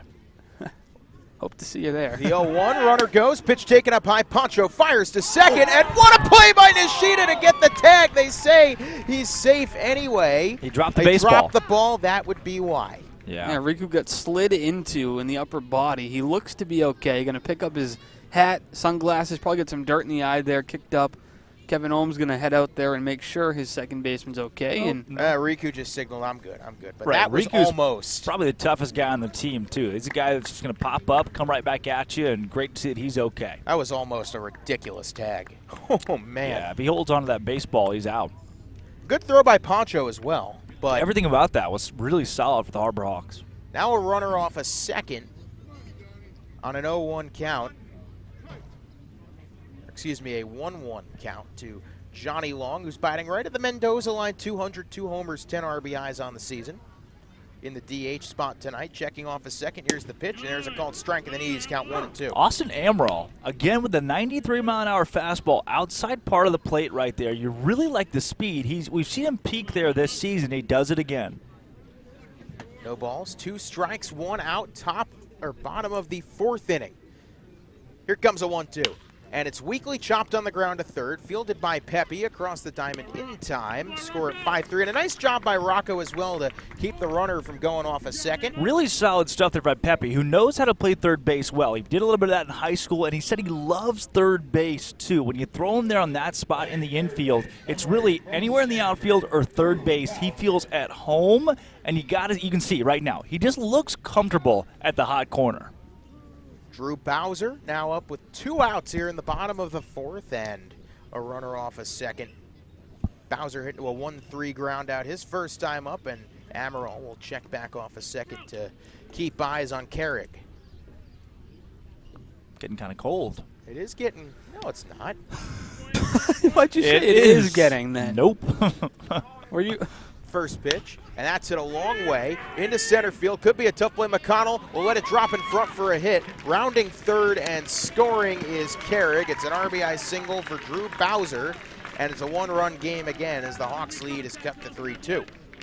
That was a weak contact again, though. I mean, a lot of these hits by YD, both RBI singles were bloopers into the outfield, and if you're Austin Amaral, yeah, 2 runs is not exactly how you were looking to come out tonight, but you got to be happy with the amount of weak contact you're generating and still just 3 hits allowed. Yeah.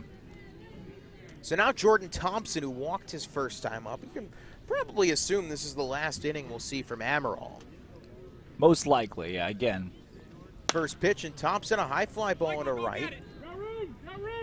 Coming over and making the catch, Nolan Shaniel to retire the side, but 2 hits and a run for YD after 4. It's a 3-2 ball game. The Hawks have the lead. Let's go to the 5th on Harbor Hawk Baseball Network.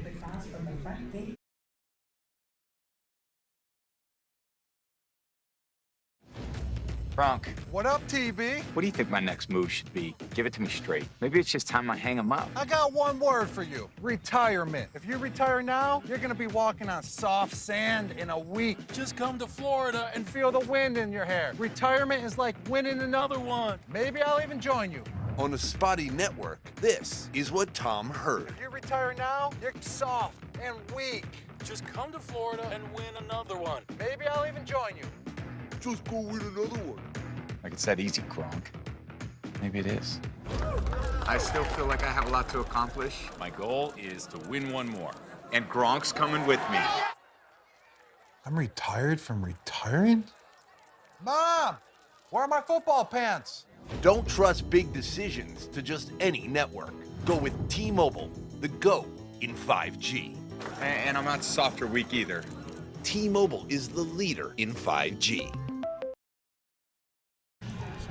Welcome back, top of the fifth here from YD, and Sam Klein now back in for what will be his second inning of work. So if that's the night for Amaral, 4 innings pitched, 3 hits, 2 runs, both of them earned, 2 walks and a strikeout. Yeah, Sam Klein coming back out too, and looking at his stuff. Oh, I love Klein's fastball. You'll see him go there pretty often. We got our scouting reports here from Mazdak Darvari and the entire crew here with the Harbor Hawks, and it's so impressive. They know this guy's stuff when he was just signed this morning as well. So shout out to them for the scouting reports every single game. And here's a guy that at Hamilton last summer ended up having a 1.84 ERA and then a 3.18 ERA at Ball State in the spring. So he's been hot as of late. Well, the batter Nolan Shanuel, who has walked in his first 2 plate appearances, so still 0-4. It'll be Shanuel, Tito Flores, Cole McConnell, 2, 3, and 4. And righty to lefty, Klein will deal. Shanuel takes. That just doesn't make sense there, Zach. A called strike, count 0-1. That was somewhere around the ankle, and I think I saw a cloud of dust. Klein had a good first inning of work, or first 2 outs that he recorded. Came in halfway through. Here's the 0-1. Shanuel whiffs on the breaking ball. Count now 0-2. As the Harbor Hawks have really taken the lead based on 4 errors. Yeah. By YD in 4 innings. You don't see that very often, especially from a team as usually disciplined as this, the 0-2, and a high pop into shallow left field. See who makes the play. Under it is Thompson. 1 out. Well, they finally got Shanuel out. He walked twice so far today. Walked 3 times and hit a home run yesterday. Yeah. So big accomplishment here for the Red Sox pitching to send Nolan packing. Well, YD, too, they have not been world beaters defensively necessarily. They are tied at 4th with about 4 other teams, including Hyannis, with 978 defensive fielding percentage coming in. Their error totals as well. They are 5th in the league at 15, but that just got a lot worse today. So Tito Flores, who walked and struck out in his first 2 plate appearances, steps to the dish, righty to righty. Klein deals, first pitch taken low, 1-0.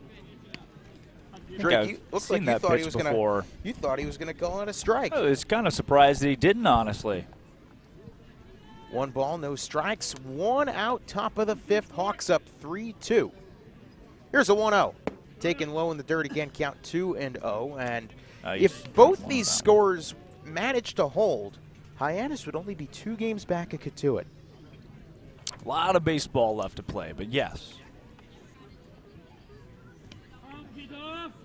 2-0 pitch incoming.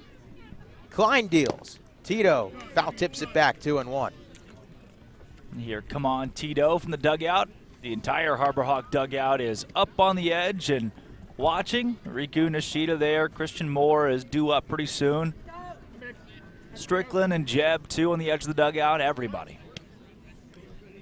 2 balls and a strike, 1 out, righty to righty the pitch. Tito takes low, 3-1. So, yeah, the entire dugouts are both squads right out on the ledge. I find it really interesting. Mitch Jeb is sitting there. He is watching every single pitch.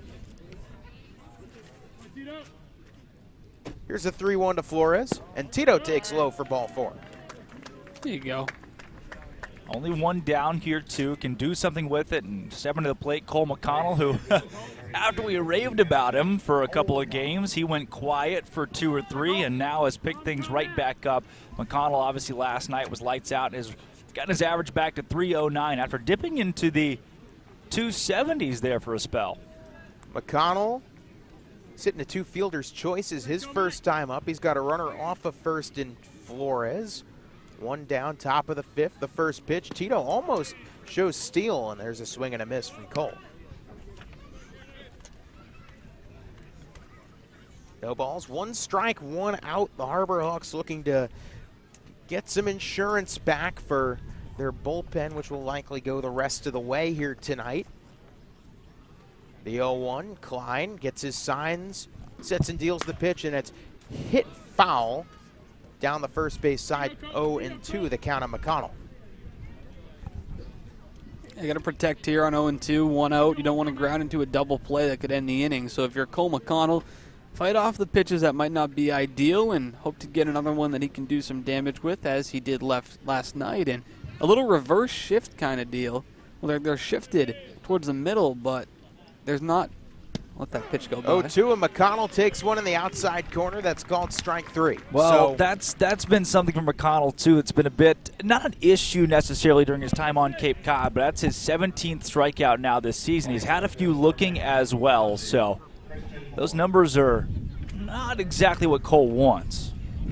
So that's the second out of the inning to bring up Christian Moore. He's got an RBI single and a ground out to his name. The Hawks runner on first, 2 down. Righty to righty, Moore takes a breaking ball, called a strike, count 0-1. Not as loud as the umpire we had in Wareham, but still a pretty loud umpire. We don't even have him mic'd up. It's just you can hear it right from here. No, we do. No balls, 1 strike, 2 outs. The pitch to Moore. He swings and fouls it straight back, and now Moore's got to defend down 0-2 in the count. Well, it's the crowd mic at least, so we got pointed that guy's way, so he's got a pretty direct shot to the old fuzzy guy. No balls, 2 strikes, 2 outs here. Top of the 5th, the Hawks lead 3-2. Runner off of first, here's the 0-2 to Moore. Klein deals, and it's a breaking ball. Did Moore chase? They say yes. Moore doesn't believe it, as Moore takes the long trot back to the dugout to end the inning. So no runs, no hits, 1 left on. We're halfway home at YD. The Harbor Hawks a 3-2 lead on Harbor Hawk Baseball Network.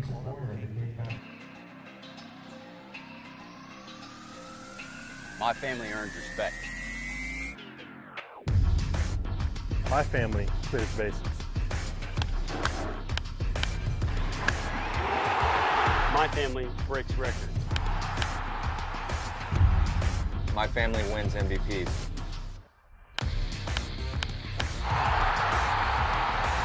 My family gives everything. My family makes history. My family wins championships. There's no family. There's no family. There's no family. There's no family like my family. Join the fam. Join the fam. Join the fam.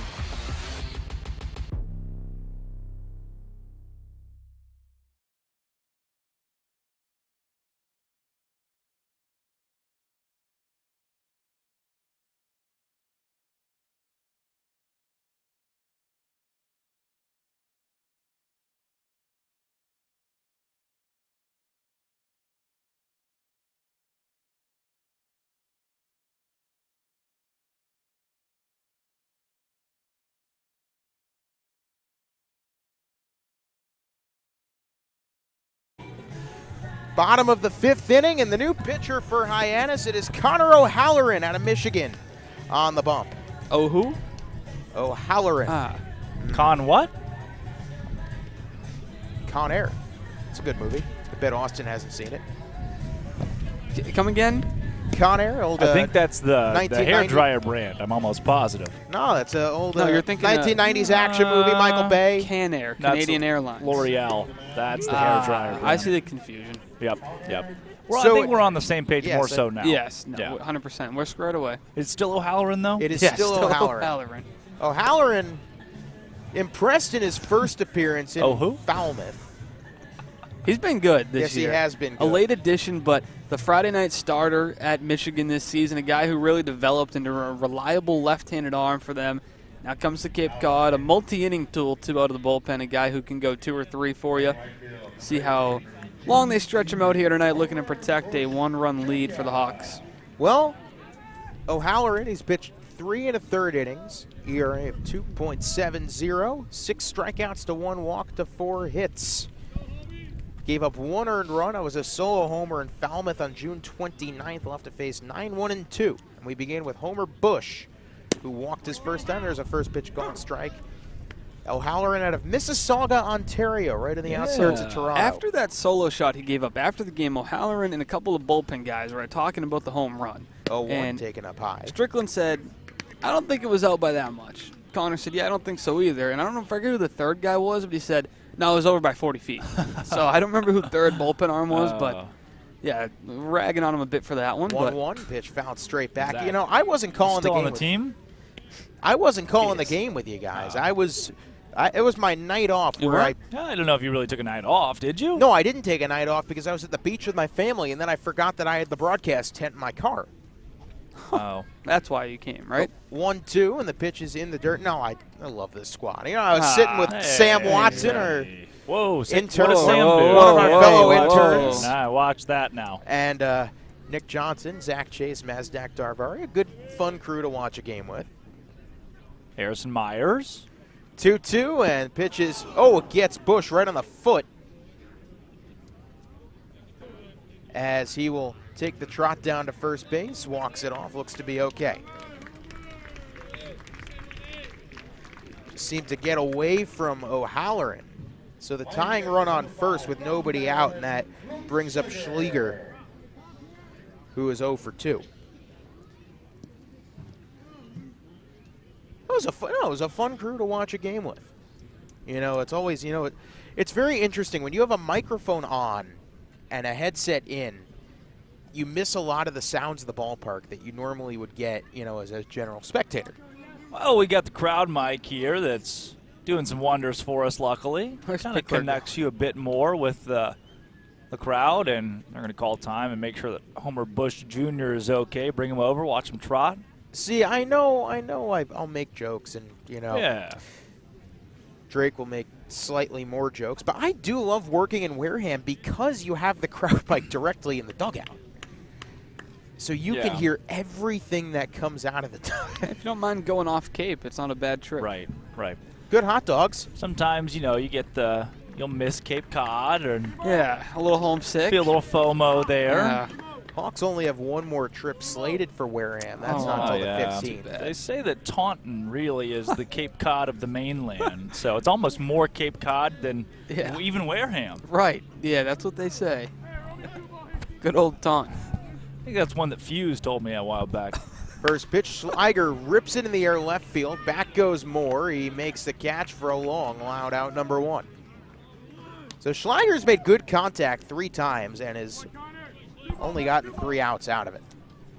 Yeah, now with 1 down here, still in the bottom of the 5th. Say hello to the trees. You do see the shadows starting to creep through this ballpark, and it makes it tough with the shadows split between the diamond, or the mound here, and home plate. And that ball comes from shadows into the light and back through the shadows. Makes it even tougher to see as a batter.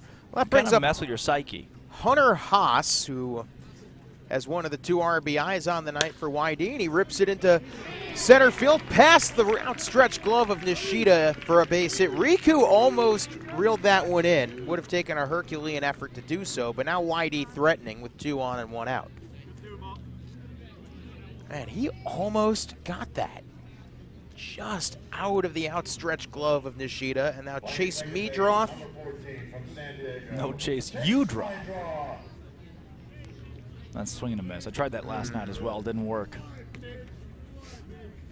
Didn't miss as much as Steve Peralt's first pitch. Wow, still throwing shade in Steve's direction. Sorry, I mean, look, shades of 50 Cent. Come on, poor guy. Not even here to defend himself.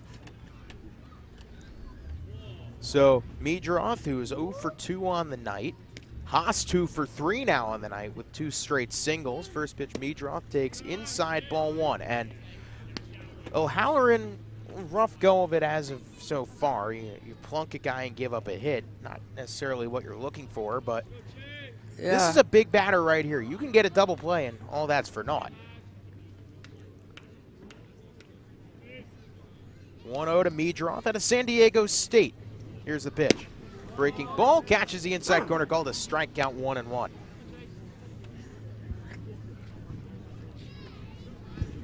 Runner off of second is Bush on the hit by pitch. The runner off of first, Haas. As the sounds of Yarmouth Dennis pipe in through our crowd mic. Here's the 1-1, and it's a pitch out, 2-1. Yeah, you can hear the ball hit the glove there and come back to O'Halloran even, and it just brings you into the ballpark, brings everything to life a little bit for those who are listening at home on Mixler or YouTube. Glad to have you. Oh, I guess we're going to turn it down. Never mind. Here comes a 2-1 delivery. Runners go, and it looks like the runner, Bush, between second and third, he didn't go. It was a double steal that only one Whitey Red Sox got the memo of. Well, I think it was a double steal that Homer Bush Jr. got the memo for and said, just kidding. I think he got a little scared halfway down the line, and then instead of going, he just stopped. Well, that's a fortuitous break for Hyannis, who go from first and second with 1 out to now a runner on second with 2 outs. And Hyannis has definitely gotten those fortuitous breaks quite a bit tonight. 4 errors and now a crucial miscue on the base paths for a 2-1 count. You know, I lost a 4th grade spelling bee on the word fortuitous. For some reason, I believe that. Yep, not true. It sounded believable. Drake, you do seem like a spelling bee guy. Take that. That's a okay, I'll take my glasses off. My braces, too. The 2-1, a high fly ball down the left field line. That could be trouble, and it is off the base of the wall. It will tie the game. Meadroth an RBI double, and it's 3-3. Well, how big is that blunder on the basis for that double steal now? Because that would have had the Whitey Red Sox climb ahead 4-3, but fortunately it remains tied. But what a good piece. And O'Halloran, they're going to check over to first base to try to see if he missed the bag. I also, it's kind of confusing. I don't know if Christian Moore. Moore. They're going to tag first. Yeah, hold on. I don't know if that'll do anything. I don't think it won't do anything. No, it doesn't do anything. Christian Moore, I don't know if he misplayed the ball or didn't see it. Maybe the sun got in the way or what, but just kind of a funky play defensively. Moore dropped his left shoulder with the ball to his right, and you thought for a second the ball was going to go over the wall because it seemed like, not that he gave up on it, but he was just so lost that he just kind of had to sit there until the ball either landed in play or over the fence. Kind of an awkward play from Moore in left. Anywho, it's a tie game. And O'Halloran now has to get out of this one. Mike Bove, who is 0 for 2 on the night. First pitch, outside ball 1.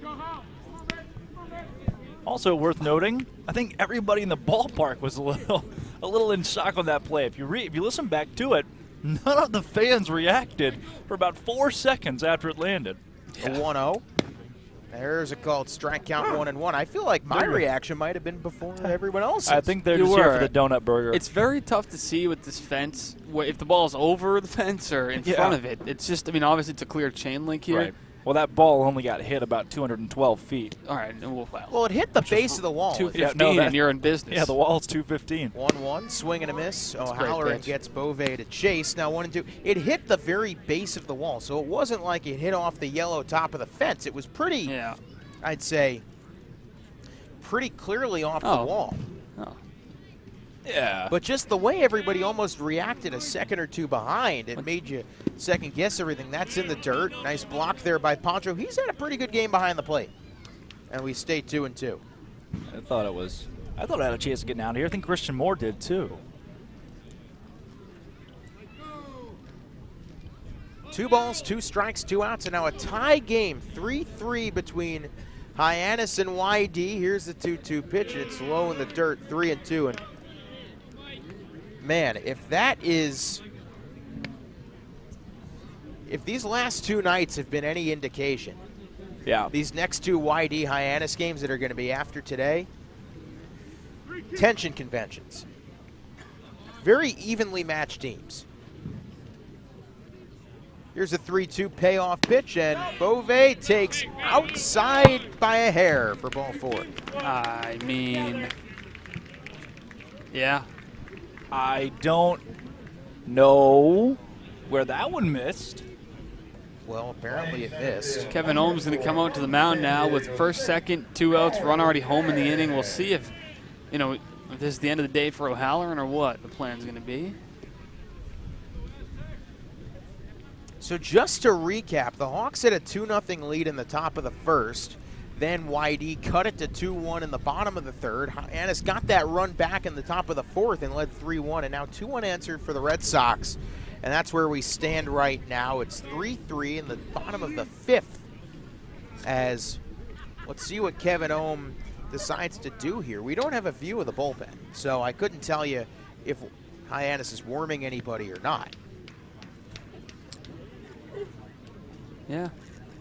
You only have a view of essentially 7/8 of the field because you can't really see anything down the right field line, the right field pole, and probably about, 50, 75 feet in from right field, Right, I'd say? so anything that goes down the line we have to judge based on the first base. Yeah, not a great view, unfortunately, here at Red Wilson Field. I do have a good view of the on-deck circle. Yeah, Oh, and we of have the the best view. stands that are on the field on the left side of the field. Yeah. No offense. Foul ball coming at you. Well, best of luck. So the batter, Cole Carrick, he's got an RBI single to his name, and first pitch, and Carrick cracks that in the air to left. That could be trouble. More back, and he plays that one off the wall. 1 run scores. Here comes the second run, Haas. The throw home is not in time. It is a 2-run double for Cole Carrick, and YD has taken a 5-3 lead. It feels like, especially with the short fence, too, Moore is at that baseball. I'm not sure what he's seeing there, but you can see he kind of drifts back, turns around, and it looked like he was kind of in a spin cycle again there. Great piece of hitting, but I thought Moore had more time to get to the ball there on the warning track. That'll be the end of the day for O'Halloran, too, who just hung, I think, 3 breaking balls in that inning that got away from him. So O'Halloran, I'd be surprised if they don't go to the pen here. They already did. They motioned to the pen. Typically very sharp, tonight not as much. He has 3 earned runs charged to his ledger, and with that he will exit. The Hawks now have given up 3 in the bottom of the 5th, as this has turned into a back and forth affair. We'll take a quick break. When we come back, we'll tell you who's next up in the pen for the Hawks.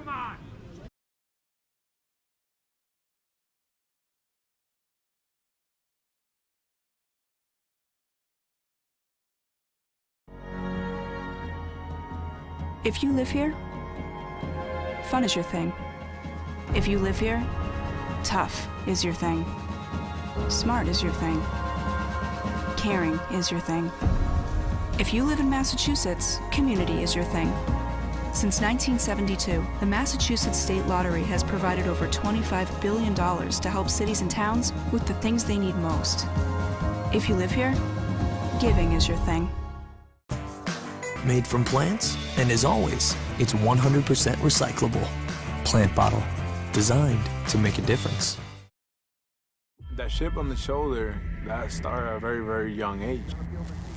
People's expectations are, they're cool, they're fun, but mine are bigger.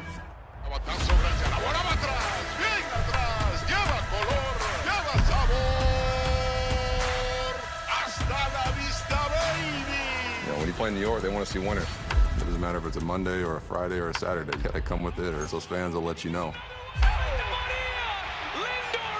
Pick one thing from me, pick one other thing from another player, make it your own, determine to who you want to be. What motivates me is the unknown. You know, how good can I be? You get away from the lights, you get away from the camera. Mientras más presente yo esté en la caja de batería, más éxito tengo. Man, how can you not keep it fun, man? This is a kid's game. If you could go back and tell 10-year-old Francisco one thing, what would it be? You a bad mother. Diet Coke? Who are you, my mom? You should be so lucky, because you know what moms do? Well, I suppose we should start with the whole giving you life thing. It seems like that should be enough. No? Okay. What about her ability to send shockwaves through the neighborhood without saying a word? Or whip up a ridiculous handmade costume that you forgot to tell her about? Not to make you happy, but because she had a reputation to uphold. She invented rideshare, called it carpool, and did it for free. She didn't need those dating apps either. You copied her jeans, her spin, her shoes, her scrunchie, and whether you realize it or not, her music. Why not? Oh, and she can win any argument in 4 words. Because I said so. Everything you're trying to do, she's already done it, did it better, and she did it with a Diet Coke in her hand. So, drink what your mama gave you.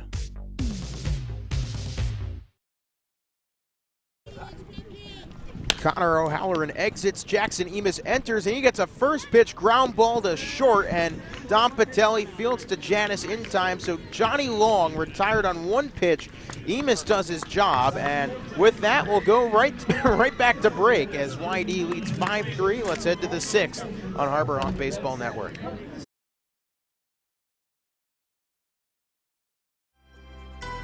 When you need a better place to work, Cape Space is the place to turn. In today's changing work environment, shared workspaces offer a flexible and affordable alternative to conventional office space. At Cape Space, we offer a wide range of membership packages to suit your professional needs, complete with office amenities like high-speed Wi-Fi, coffee, printing stations, reception service, and private meeting rooms. Visit our website today to learn more. UFOS Active Recovery. Because life keeps you on your toes. Because you want to shine when you rise.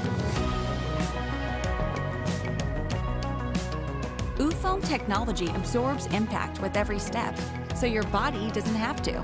Because standing still gets you nowhere. Get yours today at ufos.com. Feel better. Feel the U. Well, it's the top of the 6th. Sam Klein still back out. Yeah, he's been good so far through a couple innings. And now he's pitching with a lead for the first time tonight, but we'll see if the bottom half of the Harbor Hawk lineup can spark a comeback, and it begins with Dominic Patelli, Rocco Pepe, Pancho Ruiz are 1, 2, and 3. Yeah, so Patelli's average now up to 216. He's really put together some good at-bats the last week or so. It started in that Katuitt game with a pair of hits and a walk, carried over into last night, and finally tonight he has a walk and a run scored. I'm really liking the plate discipline I'm seeing from Patelli, which is leading to him getting more hittable pitches later in counts too, so we'll see if it carries over here. You'd like his speed as well to start off the inning if he can get on base. Then Red Wilson Field. Rocco Pepe, it's a home run after him? Maybe. And we're back to even. Red Wilson Field cloaked in shadows. First pitch, a breaking ball called a strike to Patelli, who's grounded out and walked his first 2 times up. He's also scored a run on. How would you like to live in right field in Red Wilson Field? You got that house right there. You could walk on your deck. You Like watch walking in every right game. now, yeah. Yeah, be awesome. A one that's up high over the glove of the catcher Schleger, and you can hear just a little bit high from the dugout. I mean, I tell you, it's a nice house, except I can't see it. Oh, why not? It's right there. You can see that. I'm right behind. Yeah. I thought you were talking like straight down. I thought you were talking straight down the line. We're sitting right next to each other, so 1-1. our vantage point is maybe 3 feet difference. Well, I was looking straight down the line because that's my first thought as well. Well, it looks like a shed with an American flag on it that I can just barely make out past the dugout. No, that's the American shed. 2-1. Patelli takes a called strike 2-2. Yeah, it's almost like right behind the fence. Probably the most people we've seen past a fence at any game this season. Can't say I remember the rest. 2-2. Patelli cracks it on the ground right to first base and scooped by Beauvais in time, out number 1. Well, usually Chatham gets quite a few people behind the fence. Yeah. But I think that's a fair statement, YD. There's probably more. Because Chatham has a lot of seating behind home plate, so a lot of people flock there and down the right field line. Orleans is a fun one. Well, we also only got Chatham very early in the season. Yeah, before the attendance really started to creep. Orleans, though, I heard 3,300 people at their last game yesterday. We go there twice in a week. 3,300 people. That is insane. Rocco Pepe steps in, takes the first pitch low. Yeah, we have a trip to Orleans twice in the span of about 5 days. I believe that's not next week, the week after. That's also the population of my hometown. 3,300? Yeah, bottle them all up, put them in Orleans. 1-0 to Pepe, and Rocco Pepe takes a breaking ball called strike 1-1. Pancho Ruiz, the on-deck circle. There's Riku. What did he say? I think he said, "Let's go, Rocco." I think that's what I heard. 1-1 to Pepe, and Pepe rips it down the left field line. Foul, almost caught the ump. When I tell you that was about 18 inches away from being really not great, and the umpire's got a big smile on his face, but he just he didn't really move. He just ducked. Get this man some goalie equipment. Well, I should have moved to his left, not his right. One ball, towards the ball. 2 strikes, 1 out. Whitey leads 5-3, the 1-2, and it's up high once again over the glove of the catcher, Schlager. That will send a ball boy running. Running's a strong word. More of a quick jog. To me, that's what they call running. Oh. I don't run very much. No? Me either. The 2-2 pitch I to do. Pepe, and Rocco fouls it right off of his shin pad. 5-star recruit, Drake told. 3-star, actually. 3-star, actually. Where else did you get offers from? Well, there were a lot of them, mostly mid-majors. Not a ton of the Power Fives. Got a couple looks. One from Northwestern. Actually, Dean College called me my junior year. Ooh. Yeah. Transylvania University gave me a field hockey scholarship. Wow. Yep. Then they emailed me back that there's been a mistake. That's a true story. The 2-2 pitch to Pepe, and he takes low. Good take by Rocco, and the count runs full. I did. Where is Transylvania? I don't think it's in. I think it's in Pennsylvania, isn't it? Transylvania in Pennsylvania? I don't think there is a. I think it is in Pennsylvania. No, it's Kentucky. It's in Kentucky. Kentucky. Lexington, to be exact. Yeah. Here's the 3-2 pitch, and Pepe fouls it a million miles away right behind the plate. Well, got an email from the new head coach, and he said, we'd like you on our field hockey team. Sent an email back about 24 hours later that said, oops, wrong person, but also come try out sometime. Payoff pitch the 3-2, and Pepe fouls it away again. Battle. It made me think, maybe they send that to everybody who applies, just trying to get kids to come out. Did you apply to Transylvania University? Why, yes, I did. It was free on the Common app, and I wanted a T-shirt. I got accepted. Yeah. The 3-2 pitch to Pepe, and he takes up high ball 4, and Rocco Pepe works a 1-out walk. Well, here comes Pancho Ruiz. They call him LTP, and he'll stand in with an opportunity with the swing of a bat to tie this ball game. Well, we've been told, we've seen it during batting practice, light tower power for Pancho, and if there is any time for that light tower power to show itself, it'd be right now when one swing of the bat over a shorter than usual fence ties the game. That's 175 to left. Gets shorter every inning. First pitch to Pancho, and he fouls it straight back. 1-0. Pancho, a strikeout and an infield single to his ledger. Yes, I feel like the number is getting shorter every inning, and it's the exact opposite of the radar gun at Chatham, which gets faster every inning. Yeah. Yeah, can you believe that Brandon Llewellyn threw 113 miles an hour? That one guy threw 7. The 0-1. Pancho cracks it down the left field line. Could be a tough play. Foul territory coming on making the catch is Thompson. 2 down. Good play there, about 6 feet away from the line, and out recorded. Hung up there a little too long for Pancho. Now you see if Riku Nishida can get on, and then Justin Hyannis can use some of his LTP. Well, Riku now cleans the plate off. Bows to the umpire, bows to the opposing catcher. couple practice swings. And, you know, Riku now picks and kind of chooses when he delivers his pre-at-bat antics. But I guess now is a time. First pitch way up high. It's a throwback. Patelli, good job getting back. That's, yeah, Rocco Pepe over there. Slid to the back half of the bag. That's what you want to do on those back picks. Get to the back half where it makes it tough for the first baseman to slap the tag on you, because they have to now, instead of just going right down, if you get the back corner, they have to now go down and kind of swim towards you. 1-0 to Nishida, who's got an infield single and a ground out. Top of the 6th inning, 5-3. Yarmouth Dennis. Another check back off first, and Pepe dives back safely. I got to tell you, Rocco Pepe has had a good game in the field, and now a walk to that ledger as well. I think what speaks out the most. Any hits yet? No hits, but he does have a walk. Actually, yes. Yeah, 0 for 2. Pitch called a strike, so now they count 1-1. Pepe, his versatility in the field to me speaks the most volumes. He's a solid outfielder, and now he's shown some nice prowess at third base as well. 1 ball, 1 strike, 2 outs. Runner off of first, Pepe. He is a steal threat. Here's the 1-1. Nishida takes low. It gets away from Schleiger, and taking the free base to second. Pepe almost on his way to third. Well, Schleiger was pretty nonchalant about that one. Picked the baseball up. Wasn't really worried about Pepe. Checked it for, see if there any divots in it. Had Pepe gone to third, he could have snuck up on an opportunity to put a guy 90 feet away. Well, Miedroth and Haas are shifted now. They were up the middle almost next to each other. Now they're shifted more towards right center. Riku tends to hit most of his contacts towards the middle and right center.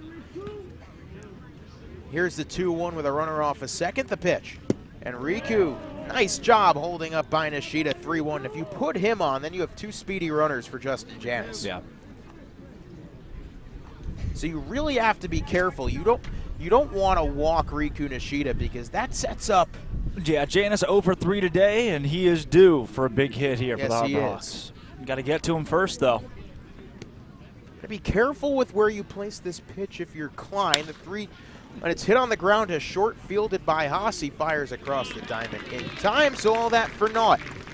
No runs, no hits, 1 left aboard after 5.5 innings of play. 5-3 YD on Harbor Hawk Baseball Network. Gannon's Tavern is the home of incredible wings, handcrafted cocktails, ice-cold beer, and Keno. Their innovative tavern menu features seafood, great sandwiches, steaks grilled to perfection, and stunning specialty dishes. There's no better place to watch your favorite New England pro football team than Gannon's Tavern, in their large bar or outside on their covered deck, complete with TV and sound. Gannon's Tavern, 959 Burses Way, Hyannis. Like them on Facebook and Instagram. Yes, soon at Gannon's Tavern. When Alaska Airlines needed a partner for the complex operations of travel, they made the switch to T-Mobile. Our 5G has Alaska Airlines and their customers covered, from major hubs to remote destinations. With 5G coverage ready now for the demands of today and the future, T-Mobile's network powers Alaska Airlines as they deliver next-level care for all customers. 5G ready now. That's how unconventional thinking is better for business.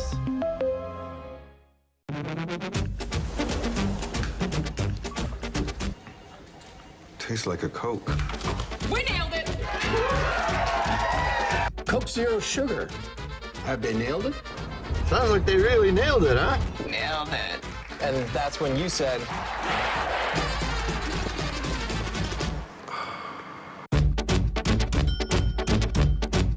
So it really tastes like a Coke.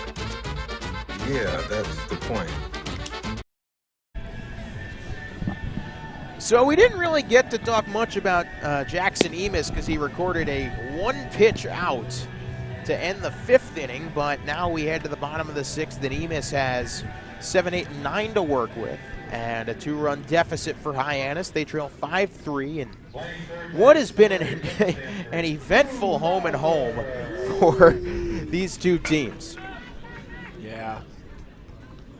Yeah, it has. Competitive, to say the least. Drew Bowser, 1 for 2 on the night. First pitch, breaking ball called a strike count, 0-1. Bowser has one of the 5 RBIs that YD has accumulated to his name. He came into today 1 for 9, so bump that average up just a smidge. 0-1. Bowser takes a breaking ball outside 1-1. Yeah, Jackson Hyannis on the mound from Andover, Mass. A dream come true for him to play in the Cape Cod Baseball League. The Worcester Telegram, a newspaper out near his hometown, wrote an article about him. I'd tell you about it, but I have to pay $22 to access it, so it was written. Oh, yeah, it was. 1-1, and Bowser swings and misses. Nice breaking ball there from I think Hyannis. I saw the same thing, talking about his time on Cape Cod, Yeah. and I thought, I'll read that. I bet it'd be good. No, well, no. Paywall. Hats off, man. Really like you, Jackson. Yeah, Not I'd love today. to know more about that, but not for $22. Oh. 1-2. Righty to righty. Emis delivers, and a swing and a miss. What's it worth to you? Jackson Emis. If you It's a were $22 punch out if I've ever seen one. One down. Well, I'd pay like $1 to read it. Like, Yeah. I'm just not That's look, I don't know if I'm Listen. paying $1 because you got to insert all your credit card information and everything. And Yeah, that is true. That's yep, $22 for 2 years. Oh, that's the deal they're running on the 4th of July Spark. Yeah, the Worcester Telegram, $22 for 2 years. Dog, I've never even been to Worcester. Oh, thanks, dog. First pitch to Jordan Thompson takes low. Dang. Count 1-0. Dang straight, G. You could retweet that faux shizzle. Thompson walked and flown out his first 2 plate appearances. Oh boy. Yeah, you know it's reached the bottom of the 6th. That's all. Here's a 1-0. Breaking ball, strike at the knees, 1-1. Strike. Huh. All right. So Jackson Emis. Oh. Princeton baseball star. He's gonna be a rising senior there. He's a pretty smart guy. Anything you like on my computer there? Yeah. 1-1. Swing and a miss from Emis. That's the pretty colors. Hey, Jackson Emis, he made it on Pitching Ninja. Rob Friedman. How'd you know that? Well, I'm looking over. Looking over at your partner's notes, huh? Yeah, okay. Hey, cheating on the exam. The old here, I'll just scroll down for you so you can at least get the full. Ivy League Strikeout Strut King is the award Jackson Emis won. Jackson Emis responds with, "Look, Mom, I made it on Pitching Ninja. The 1-2 in the dirt, 2-2. Hey, Zach Berman, what do you know about Chegg? What do I know about Chegg? That's a sensitive question. What's the other one? Yeah, the one where you flip the card. It has a card, and you can click on it and flip Quizlet. That's what it is. Quizlet and Chegg. Is that part of your pregame routine in addition to the coffee that you said you wouldn't reveal your secret to us? There's still a lot that I haven't told you guys. I know, and we're only in only game. told the national broadcast. 2-2.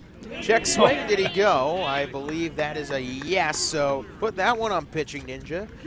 2 up, 2 down via the strikeout here for Jackson Emis. Rob Friedman? I didn't really know ninjas gave away their identity, but I guess Rob is privy to it. What's that tweet there? I can't read off your computer like some of us. Well, the Harbor Hawks have tweeted, if you stole my car but gave me a box of @Honeydew Donuts, I'd be happy. Honeydew Donuts is one of our sponsors, so a big thank you to them. Yeah. That's amazing. First pitch to Homer Bush. Bush takes low, ball 1. And yes, Honeydew Coffee, Honeydew Donuts, one of our beloved sponsors. 1 ball, no strikes, 2 outs, bottom of the 6th. YD 5, Hyannis 3 in what has been a battle of 2 of the league's heavyweights. The 1-0. That is popped in the air. Foul, and the count will go to 1-1.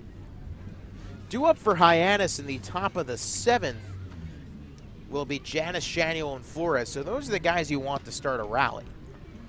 Yeah.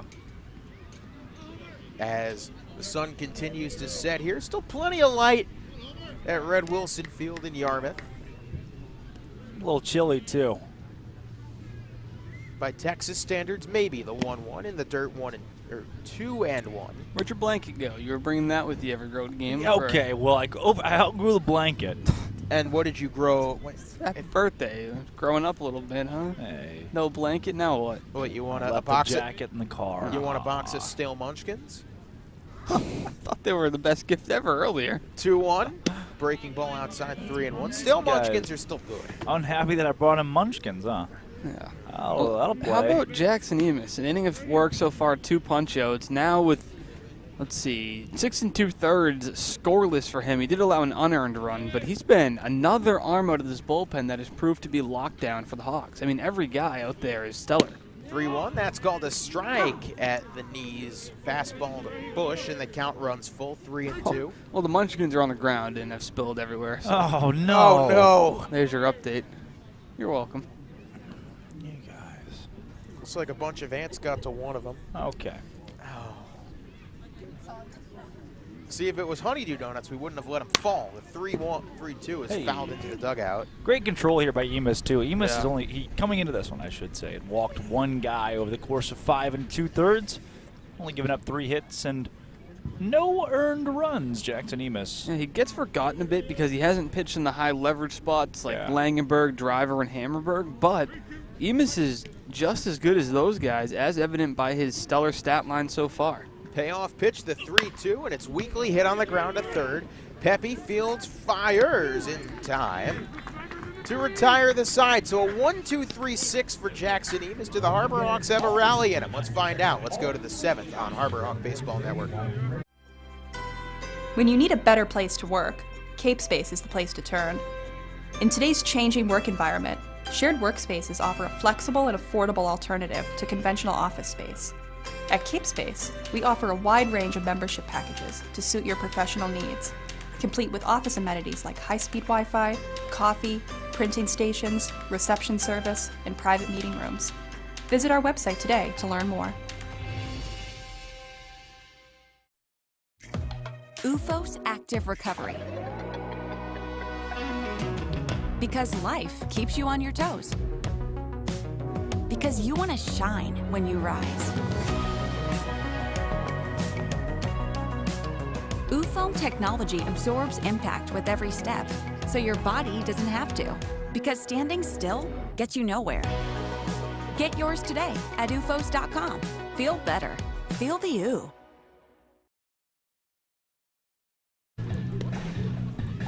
Top of the 7th inning of play here from Brett Wilson Field, and with that, a new pitcher has entered the game. We saw him last night. Is he good? Gamlin. That's our guy. No, it's not. Yes, it is. He didn't get to really throw. He got 2 batters and walked then next both thing of them? you know is a 40-minute delay. That's Gamlin. Sean Gamlin out of University of Rhode Island. And I feel like that has to take us back to whatever on earth happened in that 8th inning. Is Nolan going to give us... Hey, Nolan. But, yeah, if you say it real loud over into this microphone, it'd be great. Shawnuel.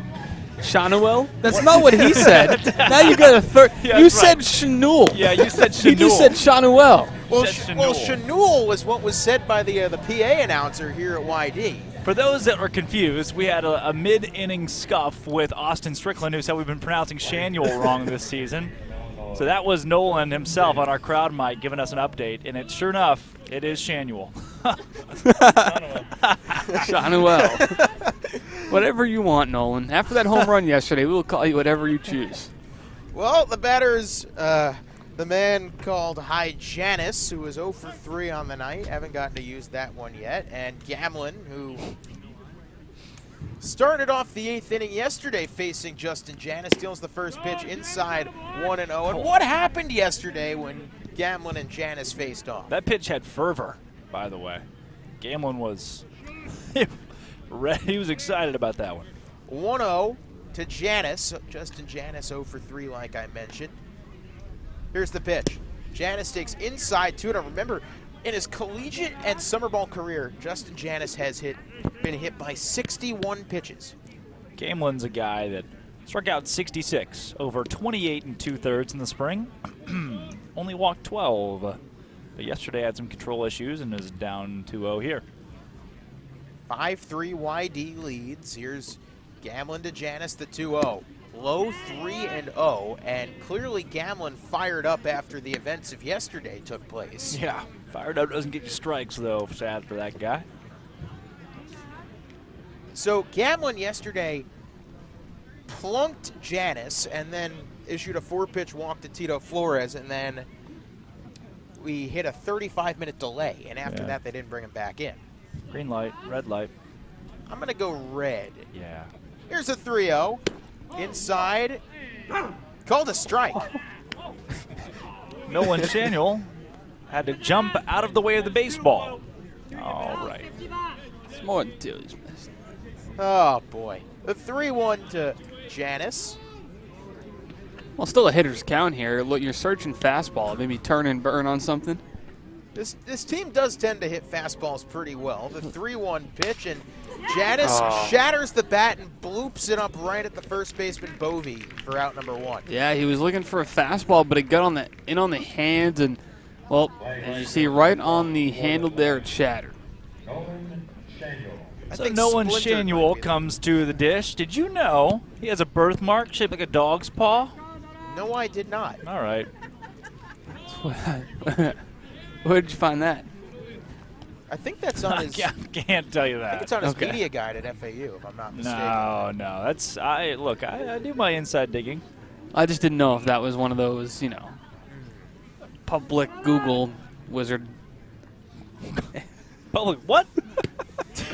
First pitch taken outside. You sound like my granddad. That Google wizard thing. Well, I mean, I'll tell you whatever you want to know and stuff. What? It's 5-3. Whitey leads Hyannis. Top of the 7th. The 1-0 to Shanuel. He takes inside 2-0. My grandma will do the, how do I get at 11 a.m. from McKeon Ballpark to YD, but on the Interstate 28? Put that into Bing and see what happens. You that guy? Yeah. Hey, Siri. I mean, another hitter's count. Gamelin was behind Hyannis 3-1. Now 2-0 to Shanuel. 2-0. Shanuel takes inside again. Control issues. Shanuel now up 3-0 in the count, and Gamlin is throwing about as hard as possible. Just humanly? It's a 3-0 count. We don't have a radar gun, but we can tell you these pitches are coming at him pretty fast. 3-0, way up high, ball 4. There's Riku. He's excited about that one. Oh, man. So Tito Flores, who has had a productive day, walk, strikeout, walk. Yeah. Steps into the batter's box. Zach Berman. Zach Berman is the, what did we say he is? The Joe Tessitore broadcast. That's what you, yes. Boy, has Berman had some Tito Flores moments. Yeah, we don't talk about how that game ended. Oh, yeah. Well, he didn't mention the ending. Well, he just mentioned Tito I Flores think the moments. Tessitore thing is worn off because, I mean, Friday's broadcast, that was about as uneventful of a game as that a win? Yes, that was a win. Oh, congrats. First pitch to Tito. He takes low, ball 1. I believe my record as it stands right now is 2-2-1. Huh. All right. Your Riku over there yelling, too, at Nolan. Him and Nolan have struck up quite the relationship. Those two guys have become really close friends. Great to see the camaraderie of these guys. Check back to first, not in time. Tennessee has the daddy hats, right, that have become so popular across college baseball and sports. So Riku calls Nolan Daddy Nolan. That's his nickname for him. That's what he's saying? Daddy Nolan. That's amazing. Yeah. That's amazing. Happy 4th of July, everybody. The 1-0 to Tito. Gamlin, righty to righty, checks back off first again. Gamlin is even throwing these pickoff attempts as hard as he possibly can. Like, here's a guy, not to sound like Chris Collinsworth, not to sound like Chris Collinsworth. That slide in for that one? You can almost see it, the look on his face. He seems to be throwing the ball, like, hard? Literally as hard as he can every single pitch. Not taking anything off the fastball, just going. Looks like 93, 94 on my radar ahead. gun. 1-0. There's a called strike. That's not the fastball. 1-1. So now he's shifting off the fastball a little bit. Tying run at the plate here. Top of the 7th inning, the Hawks were up by 2. Now they trail by 2. Yeah. This team has shown the ability to come back in the past, so don't count anybody out till last out at the top of the 9th. Here's the 1-1 pitch, and Tito, a high pop, foul territory. And coming over to make the catch is Bowser. Man, I was worried that was coming over here. Yeah, I got bad news for you, Berman, about the top of the 9th. I don't think we're going to see that here at Red Wilson Field. You are a Don't pessimist. be so sure. Yeah. Oh, I'm pretty positive. I'm kind of with you. I feel good about it. Yeah, no, I'm with you too, I think. I mean, we're at the top of the 7th. It's already 7:17. Not quite the solstice. No. We're So well we're looking past at the solstice. about 8 o'clock. Yeah. So that brings up Cole McConnell. McConnell 0 for 3 on the day. Just got to And really hope that we don't lose an umpire today. Meeting on the mound. Hey, we almost did. No, we almost did. on that We line did. drive. We lost. Oh, I see what you're saying. And just it ended up being a 40-minute-ish delay, and Jonathan Fincher and us covered 20 of it. Yeah. Thanks, Finch. Let's Hope call you're listening some in at time home. here and maybe do a pitching change or 3 or 4, or the sun is slowly trickling down, and give it its sweet, sweet time. Yeah, pitching change. Thanks, And game. Gamlin is out of the game, so he's pitched 2/3 of an inning, and he will leave a runner on first. His responsibility will get you the new arm when we return. Top of the 7th, Hawks trail 5-3.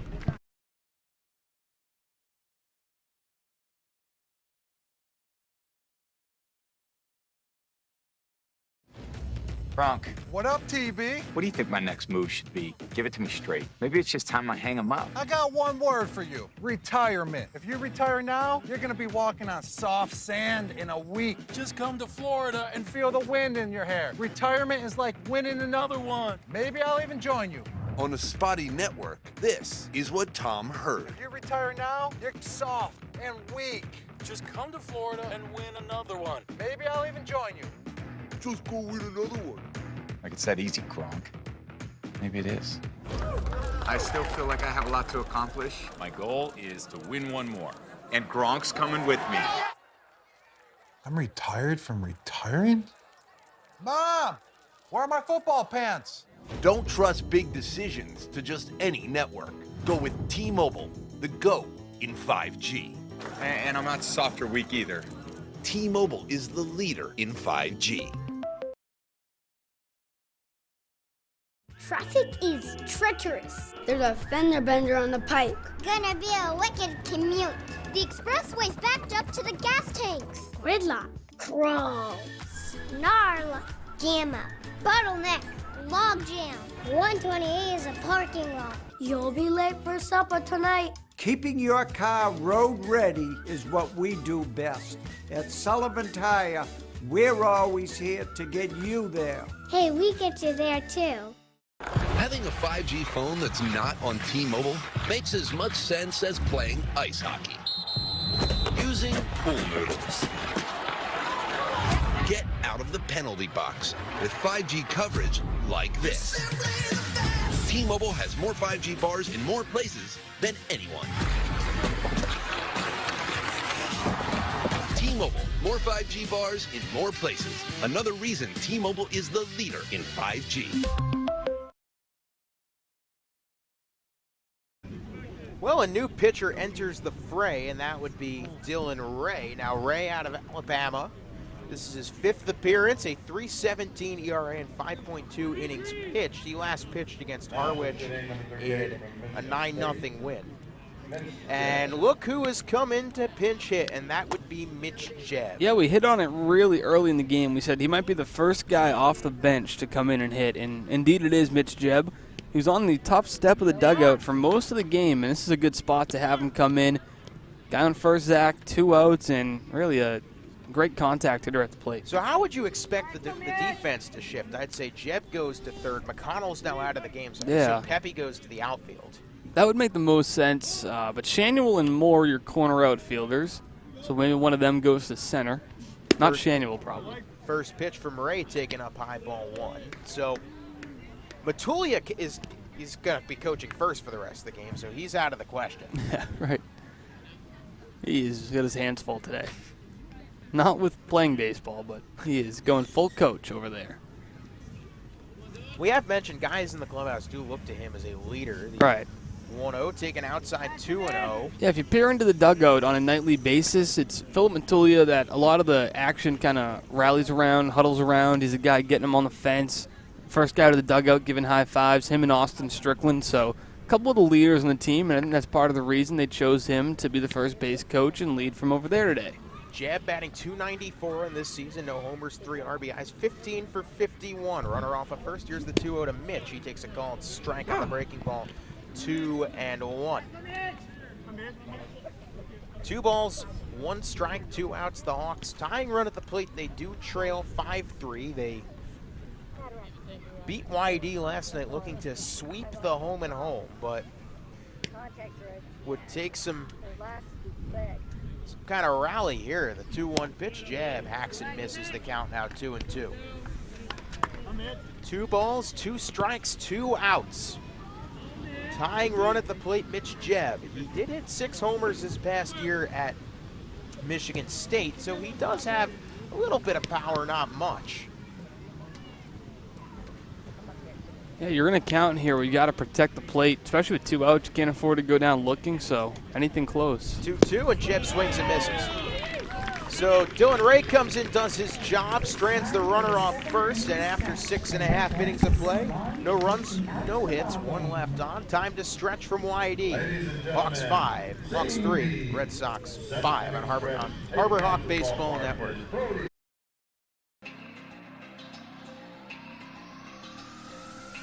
My family earns respect. My family clears bases. My family breaks records. My family wins MVPs.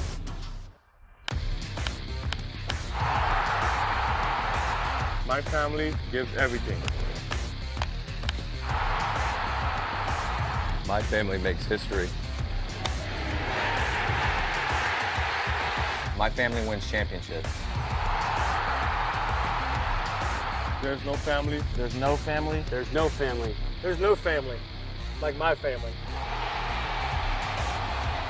Join the fam. Join the fam. Join the fam.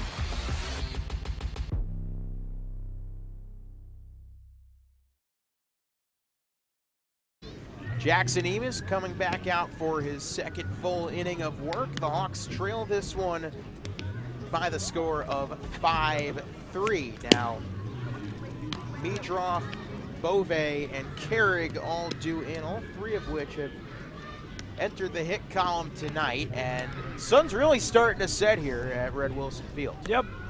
Great day for America. A great day for Jackson Hyannis. Jackson Hyannis. When is it not? Princeton product? Heck of a brain. Ridiculously solid, and honestly, you know, ahead of the off day tomorrow, you have to credit Zach Volker Saturday night. Yeah. Saved the bullpen. Yeah, he 4 innings of shutout baseball, and in that day, right, you have a situation you're trailing, might have to use a couple pitchers if he can't limit the damage, but he does, and that allows you last night to come back with Langenberg amongst a couple others, and now tonight, come back and not be afraid to reach deep into your bullpen with the off day tomorrow. But if Volker doesn't complete those 4 innings, Jackson Hyannis may not be available tonight, or may not have seen no Halloran, or things could get a little tricky. But thanks to Volker, things have gone well. Droth swings and misses on that. He is 1 for 3 in this one with a double and an RBI. A count 0-1. I would imagine that should the Harbor Hawks not be able to mount a comeback, Jackson Hyannis could finish this game, but here's the 0-1. Swing and a miss. If the Harbor Hawks do need someone to pitch the bottom of the 9th, should the light and score allow it, I would think Jay Driver, who was up warming in the pen yesterday, to relieve Ty Langenberg in case of a couple guys put on in the top of the 9th. I would think Driver's the guy to shut the door. Yeah, I'd agree with that. Driver threw a little bit last night in the bullpen, nothing too crazy. Langenberg was able to shut the door and get the win. But you get in a situation where it's a high leverage spot in the last inning and looking for someone to lock it down, Jay Driver's your guy. The 0-2 now to Meadroth, and Hyannis delivers. Breaking ball and obviously held up by Meadroth, and the count will go 1-2. Off tomorrow, and 2 straight games at home Wednesday, Thursday. Yeah. Wednesday night against the Bourne Braves. You good to be back in McKeon? Here's the 1-2. Hyannis delivers, and it's weakly chopped foul, and the count will stay 1-2. I believe Thursday is Wareham, if I'm not. That is correct. Yep, we'll get to see our pals Wareham, Alex Fuse, and the crew. Once Cam again, Ezer. Cam Ezer, Cade Crenshaw. So the rest of your week goes off, home versus Bourne, home versus Wareham. and We've then seen them Friday so many night times. Back at Falmouth. Yeah, we are almost done We'll with have Wareham. Thursday and then one more time we visit there, and that's Friday it. the 15th off the Cape. That's 1-2, and it's weekly chop foul by Meadroth. The We stay Bourne 1-2. game Wednesday is the halfway point of the season. That is indeed. Wow, time flies when you're in the booth with 3 or 2 of these great guys next to me. Zach Berman, Drake Toll. Pleasure to be with you. That was terrible. You botched you botched the shout out. Oh, whatever. A 1-2 pitch, and Someone's gotta say taken low names. by Meadroth. Yeah, Wind really starting to pick up here. Passionately well said. I mean, we've only seen Katuitt 2 times. We've only seen Bourne 2 times. We've only seen Katuitt, Bourne, and Falmouth 2 times apiece. We've only seen YD twice. We've only seen Orleans once. Oh, okay. Wow. I'm glad that we've recapped every team we've played and how many times. 2-2 pitch, and Hyannis jams Meadroth a bit, who flies it foul down the left field line. We stay 2-2. The Harbor Hawks have gotten a lot of their cross-division matchups out of the way. A lot of Harwich, a lot of Brewster. I think that's a lot of important Chatham, too, yes. because down the stretch you're going to want those divisional games when you have your best roster towards the end of the year, and some of these teams like Katuitt, who's in your division, Wareham, they've already lost players. You're not going to lose that many players here in Hyannis, and now with those divisional matchups on tap. 2-2 pitch. Hyannis misses somewhere. I don't know where. With the divisional matchups down the stretch, it's big now because you, with a better roster than some of these teams after they lose players, are in a prime position to not only continue to hold your spot in that second spot, but potentially jump up to 1 as other teams lose guys, but you have a roster built for sustained success. Payoff pitch, the 3-2. Hyannis steals and is weakly ripped to second. Nishida makes the play. 1 down in the bottom of the 7th. Yeah, like you have mentioned, there is the race between Hyannis and Katuitt is Hey, Katuitt. getting closer by the day. And how about this? Falmouth has put a 10 spot up on the Kettleers. Falmouth? Yes, in the top of the 7th, 10-4. Falmouth's about to sweep Katuitt. Is that what you're telling me? So You yanking my chain right now? At the very least, Hyannis could stay within 3 games back, win or loss tonight. First pitch showing bunt now, and it's a beauty of a bunt from Bove. The throw to first in time. Nice play by Poncho Ruiz. That is to a get the out. phenomenal play by Poncho Ruiz. For a catcher to sprint out of his stance, get the throw, get the ball in front of home, spin and make a beautiful throw without hitting the runner in the base path is just beautiful. What a job by Poncho. That's the play that a lot of guys aren't going to make, especially trying to get away from the guy in the base path and make a clean throw to your first baseman. Poncho Ruiz has been absolutely sparkling behind the plate. That brings up Cole Carrick, but like I mentioned, the Hawks pull off a comeback tonight, and that score with Falmouth and Katuitt holds. The Hawks are 2 games back of the Kettleers. So the division tightening rapidly. The Eastern Division tightening as well. First pitch to Carrick, a called strike. Count 0-1 is Harwich and Orleans are not far behind these YD Red Sox.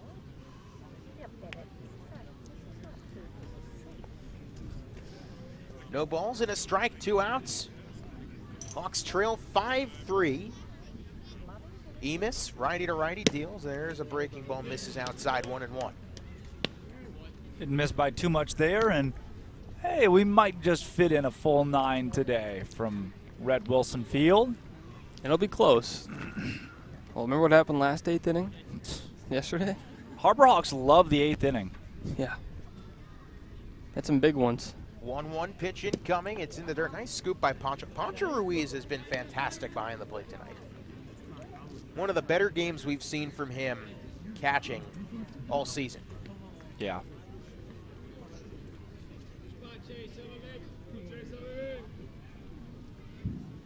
One ball, 2 strikes. Hyannis. Sets nails a pitch, swing and a miss. Now the count 2-2. In the top of the 8th, the Hawks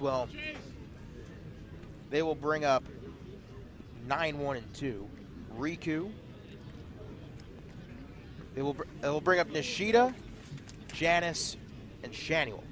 Not a bad spot to be. Trio of lefties. You got to wonder if YD makes an adjustment, brings in a left-handed pitcher or not.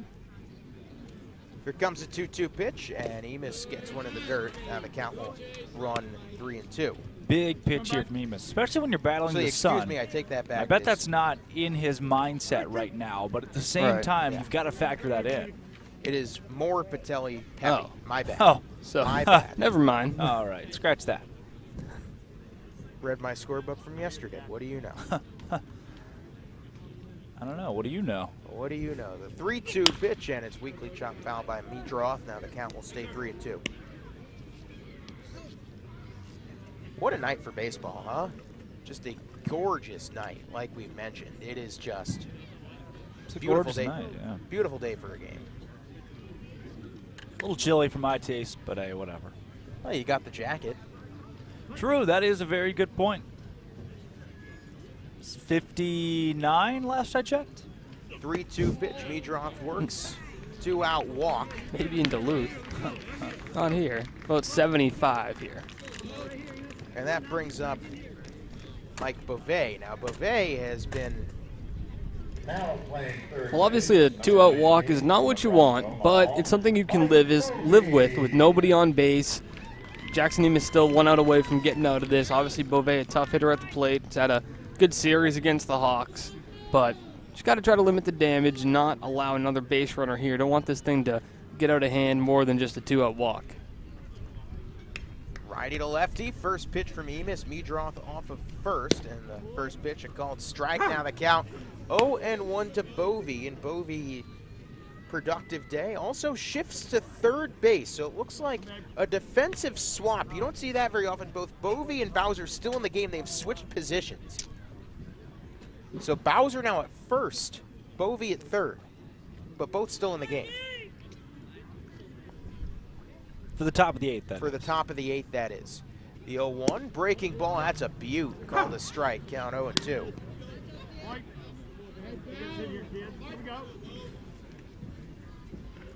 No balls, 2 strikes, and 2 outs here.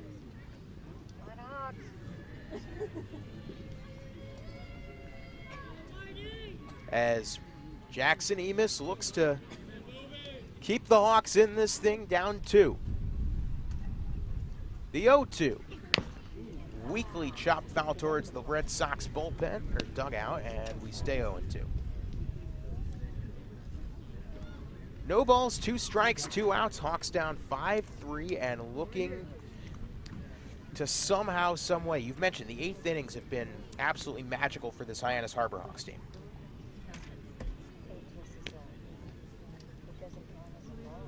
Somehow reached the 8th, just down 2. Runner goes the 0-2. Check swing. They say he doesn't go. The throw to second is not in time. That was a great pitch from Hyannis, too. I don't know how much that missed by, but it can't be too much. Tough to tell from our angle anything. So Mitroff swipes second. Yes, it was a good pitch, but... Really good pitch. Thought that was in the zone. 1 ball, 2 strikes, 2 outs here. Runner off a second. Now a big-time runner in scoring position. You don't want to let that runner cross the plate. Hyannis gets his signals from Ruiz, who has done nicely behind the dish today. The 1-2. And that gets away from Pancho. That was spiked and going all the way to third and almost thinking about going home. Oh. And now you think Pancho will take the long trot back to the mound. No, he will not. Yeah, I don't have time for too many long trots. Sun going down at a rapid pace here, and this place does not have lights. One of the 3 ballparks without lights, the other 2, Brewster and Katuitt. Would be good to get lights. Help you see, probably. 2-2 pitch, and there's a called strike 3 at the knees of Michael Bovee. So Jackson Emis, have yourself a day now. 2 1/3 scoreless innings. He's kept the Hawks in this thing. As we head to the top of the 8th, is there another comeback in store? The Hawks down 5-3 on Harbor Hawk Baseball Network. Bronk, What up, TB? what do you think my next move should be? Give it to me straight. Maybe it's just time I hang him up. I got one word for you. Retirement. If you retire now, you're gonna be walking on soft sand in a week. Just come to Florida and feel the wind in your hair. Retirement is like winning another one. Maybe I'll even join you. On the Spotty Network, this is what Tom heard. If you retire now, you're soft and weak. Just come to Florida and win another one. Maybe I'll even join you. Just go win another one. Like it's that easy, Gronk. Maybe it is. I still feel like I have a lot to accomplish. My goal is to win one more. And Gronk's coming with me. I'm retired from retiring? Mom, where are my football pants? Don't trust big decisions to just any network. Go with T-Mobile, the GO in 5G. And I'm not soft or weak either. T-Mobile is the leader in 5G. Top of the 8th inning here from YD, and it is still Ray back in for what will be his second full inning of work. But the Harbor Hawks, they've put together a couple comebacks this season, 5, 6, and 7 due up. It will be Moore, Patelli, and Rocco Pepe due up for Hyannis. And now for your 50-50 cash prize. And hey, this team has shown they're never out of a game fully. No, they're not. They're very resilient, and with just 3 hits today, you got to think there's a little bit more left in those bats. That's right. Only 3 hits so far. Yeah. Congratulations, winners, and thank you to everyone who supported the YD Red Sox by participating. As Christian Moore steps into the batter's box. Moore, Patelli, Pepe. From Tennessee, Christian Moore.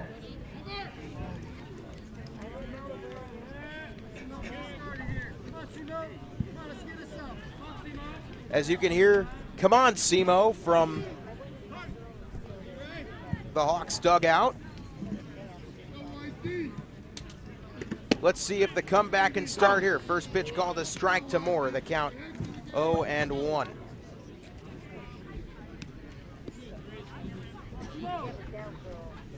No balls, 1 strike, 1 out. Top of the 8th, the Hawks trail. Here's the 0-1 pitch. Moore, breaking ball. That looked good. Didn't miss by much to count 1-1. Just a bit outside there on Moore. Starts with getting somebody on base here and see what Moore can do. Hawks bats have been silent since the 4th inning when they last scored. The 1-1. Moore takes up high 2-1. Moore has shown quite a skill when it comes to plate discipline as Schleger takes a couple steps off to pitch it back to Ray. Now, Dylan Ray out of Alabama, he comes into this one, 3.17 ERA and 5 2/3 innings pitched, 9 strikeouts before tonight.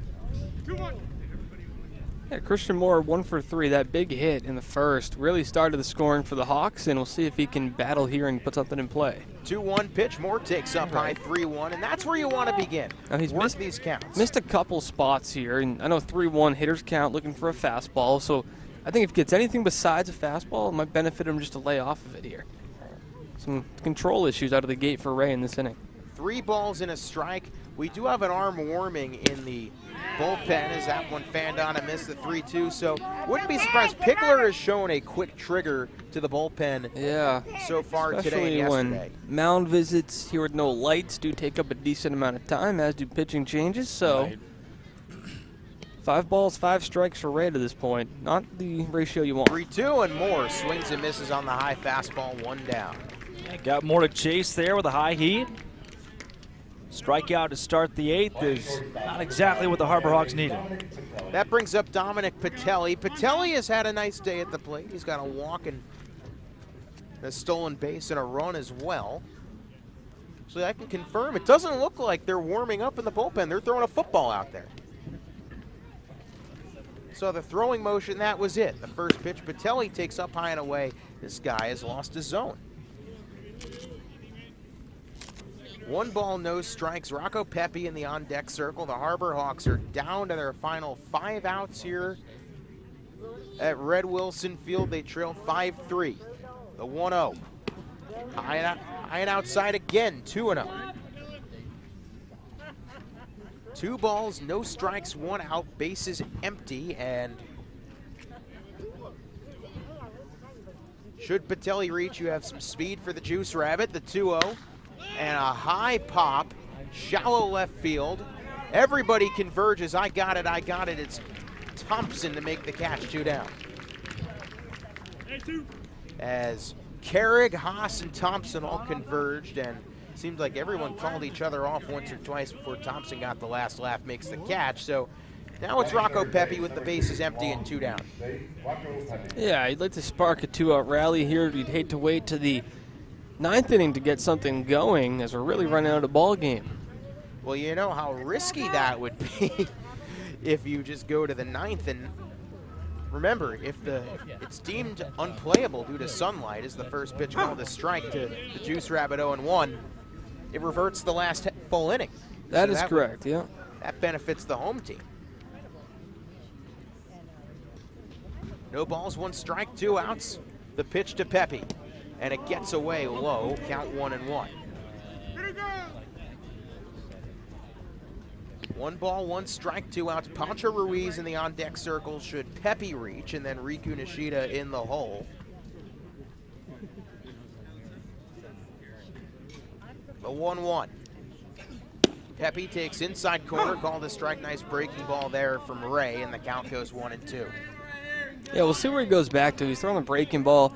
Starting to find this pitch a little bit more is Ray, and already with 9 punch-outs coming into the game, he's looking good. The 1-2. Ray deals, and Pepe, nice eye, takes low, and the count goes even, 2-2. It's a nice adjustment by Rocco to lay off now with 2-2. A lot of different ways Ray could go on the mound, so you have to be ready for the fastball, but be able to adjust to the off-speed as well. 2 balls, 2 strikes, 2 outs. Righty to righty, Ray delivers. And it's a high pop foul. We stay 2-2. Come on, Hawk! The crowd is thinned out a bit here at YD, back behind us and over across the way as well. Still a good chunk of people down towards left. And going home to start the grill up. 2-2, and Pepe takes a fastball called strike 3 as Ray just threw that one right down the heart of the plate. Froze Rocco, and 1-2-3 down go the Hawks. Let's go to the bottom of the 8th, 7.5. YD leads 5-3 on Harbor Hawk Baseball Network. When it comes to buying or selling a home, you need a partner, not just an agent. For over 50 years, Gibson Sotheby's International Realty has set the standard in excellence and performance. A seasoned team that has thrived throughout all markets. Our agents live and work in your neighborhood and understand you. We are over 170 agents strong, backed by an in-house marketing team and global reach that is second to none. From studios to penthouses, purchasing to renting, our team provides unparalleled real estate services. This is your time to change your career, to advance your skills, to follow your dream.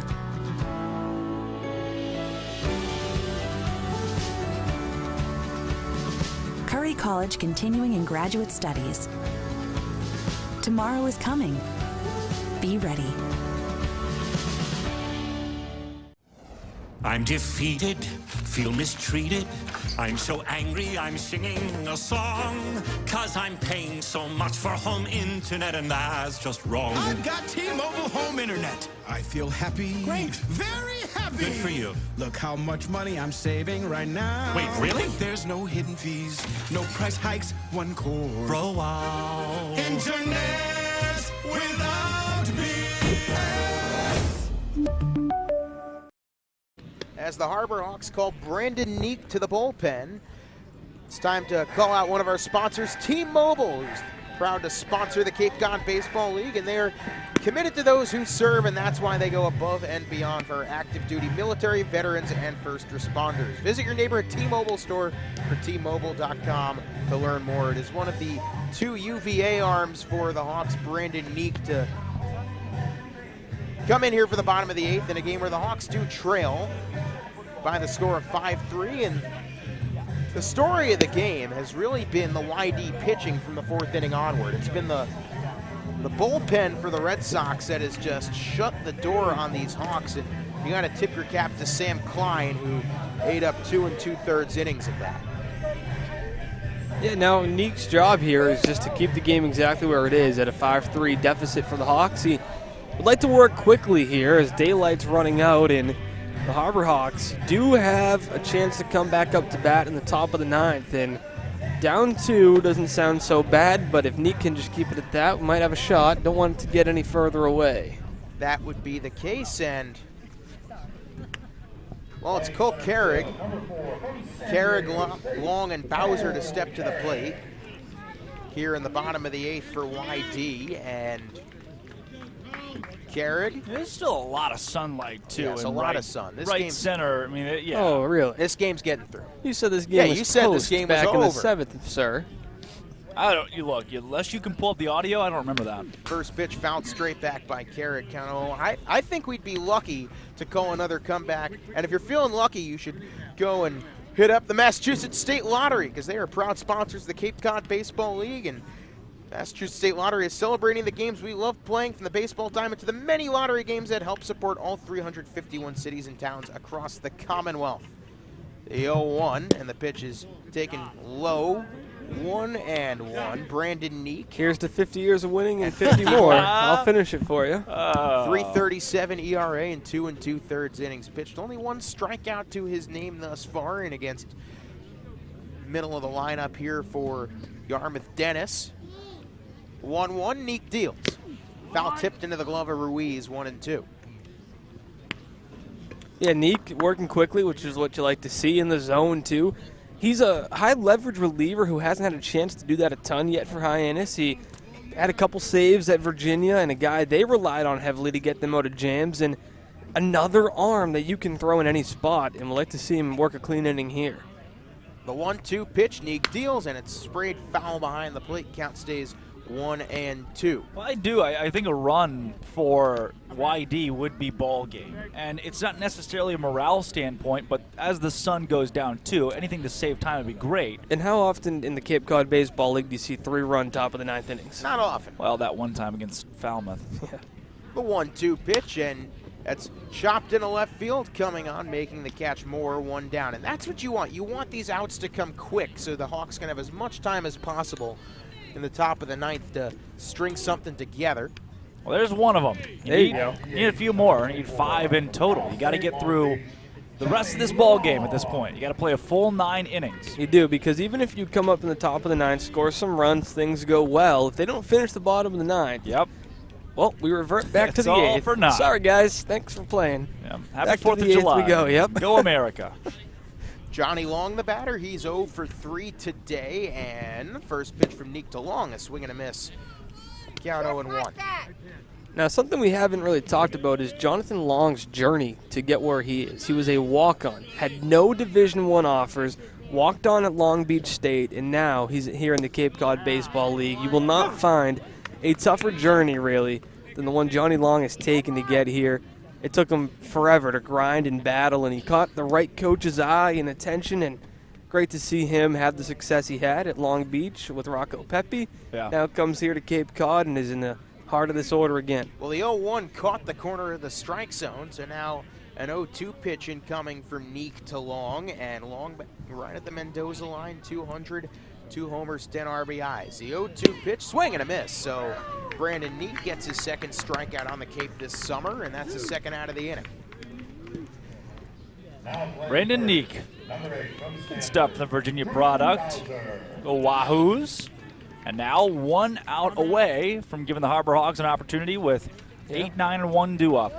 It's at 7 strikes, 1 ball for him. It's exactly what you needed. Exactly what you've needed to start off this bottom of the 8th. First pitch, foul tip straight back. There's Count another. 0-1 to Drew Bowser. Now, the top of the 9th, it's slated to be Ruiz, Riku, Hyannis. Now, I'm curious if Jacob Campbell would hit there for Poncho.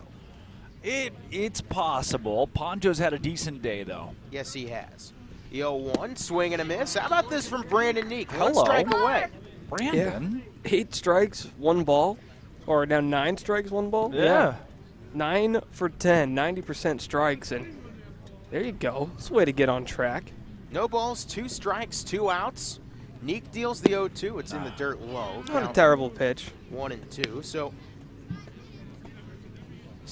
I think top of the 9th in a ballpark with no lights, the objective is to get Tito Flores to the plate. Yes. He did it in Brewster. Why not again here? The 0-2, a high pop-up, foul territory. Yeah. We stay 1 and 2. Well, that's certainly something of note. If you get Flores in that situation, he has had the clutch gene, you feel like, right? Absolutely. 1-2 again. Neek looking to work a 1-2-3 frame, and it's popped up again, foul territory. Oh, watch out, Zach. Watch out, Zach. We got a 10. Come on. Well, you think that thing is keeping a baseball. That thing's no match for No Cape Cod chance. League baseball. That thing's ripping right through the Yup. 10. Luckily we haven't had any serious rain. 10's a strong word. It's polyester sheet above our heads. A 1-2 pitch incoming, and it's a swing and a miss. So Brandon Neek, have yourself a day. A 1-2-3 8th inning. And the Hawks, they got 3 outs to score 2 runs. Let's go to the top of the 9th from Red Wilson. YD 5, Hawks 3 on Harbor Hawks Baseball Network. That chip on the shoulder, that started at a very, very young age.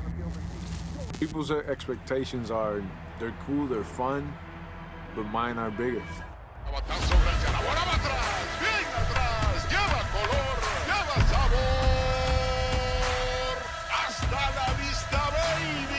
When you play in New York, they want to see winners.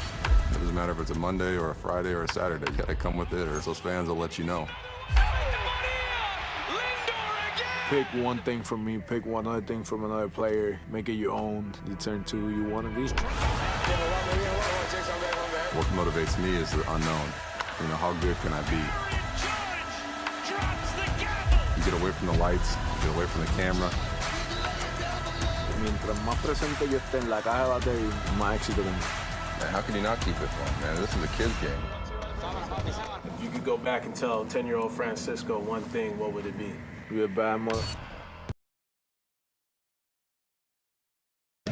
Do the Harbor Hawks have a rally in their bones? Well, it's just about time to find out. It is Poncho Ruiz, Riku Nishida. Tell you what I got in my bones. What? Marrow.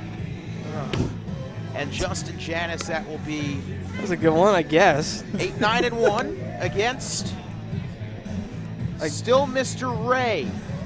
Dylan Ray coming in looking to slam the door.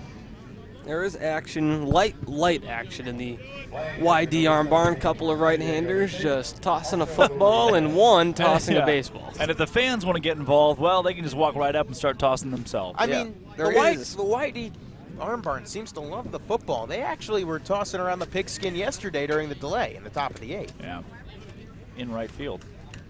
Now you get Poncho, though. Big spot here.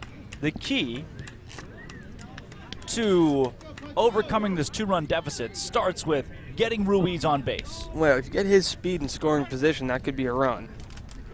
You bun?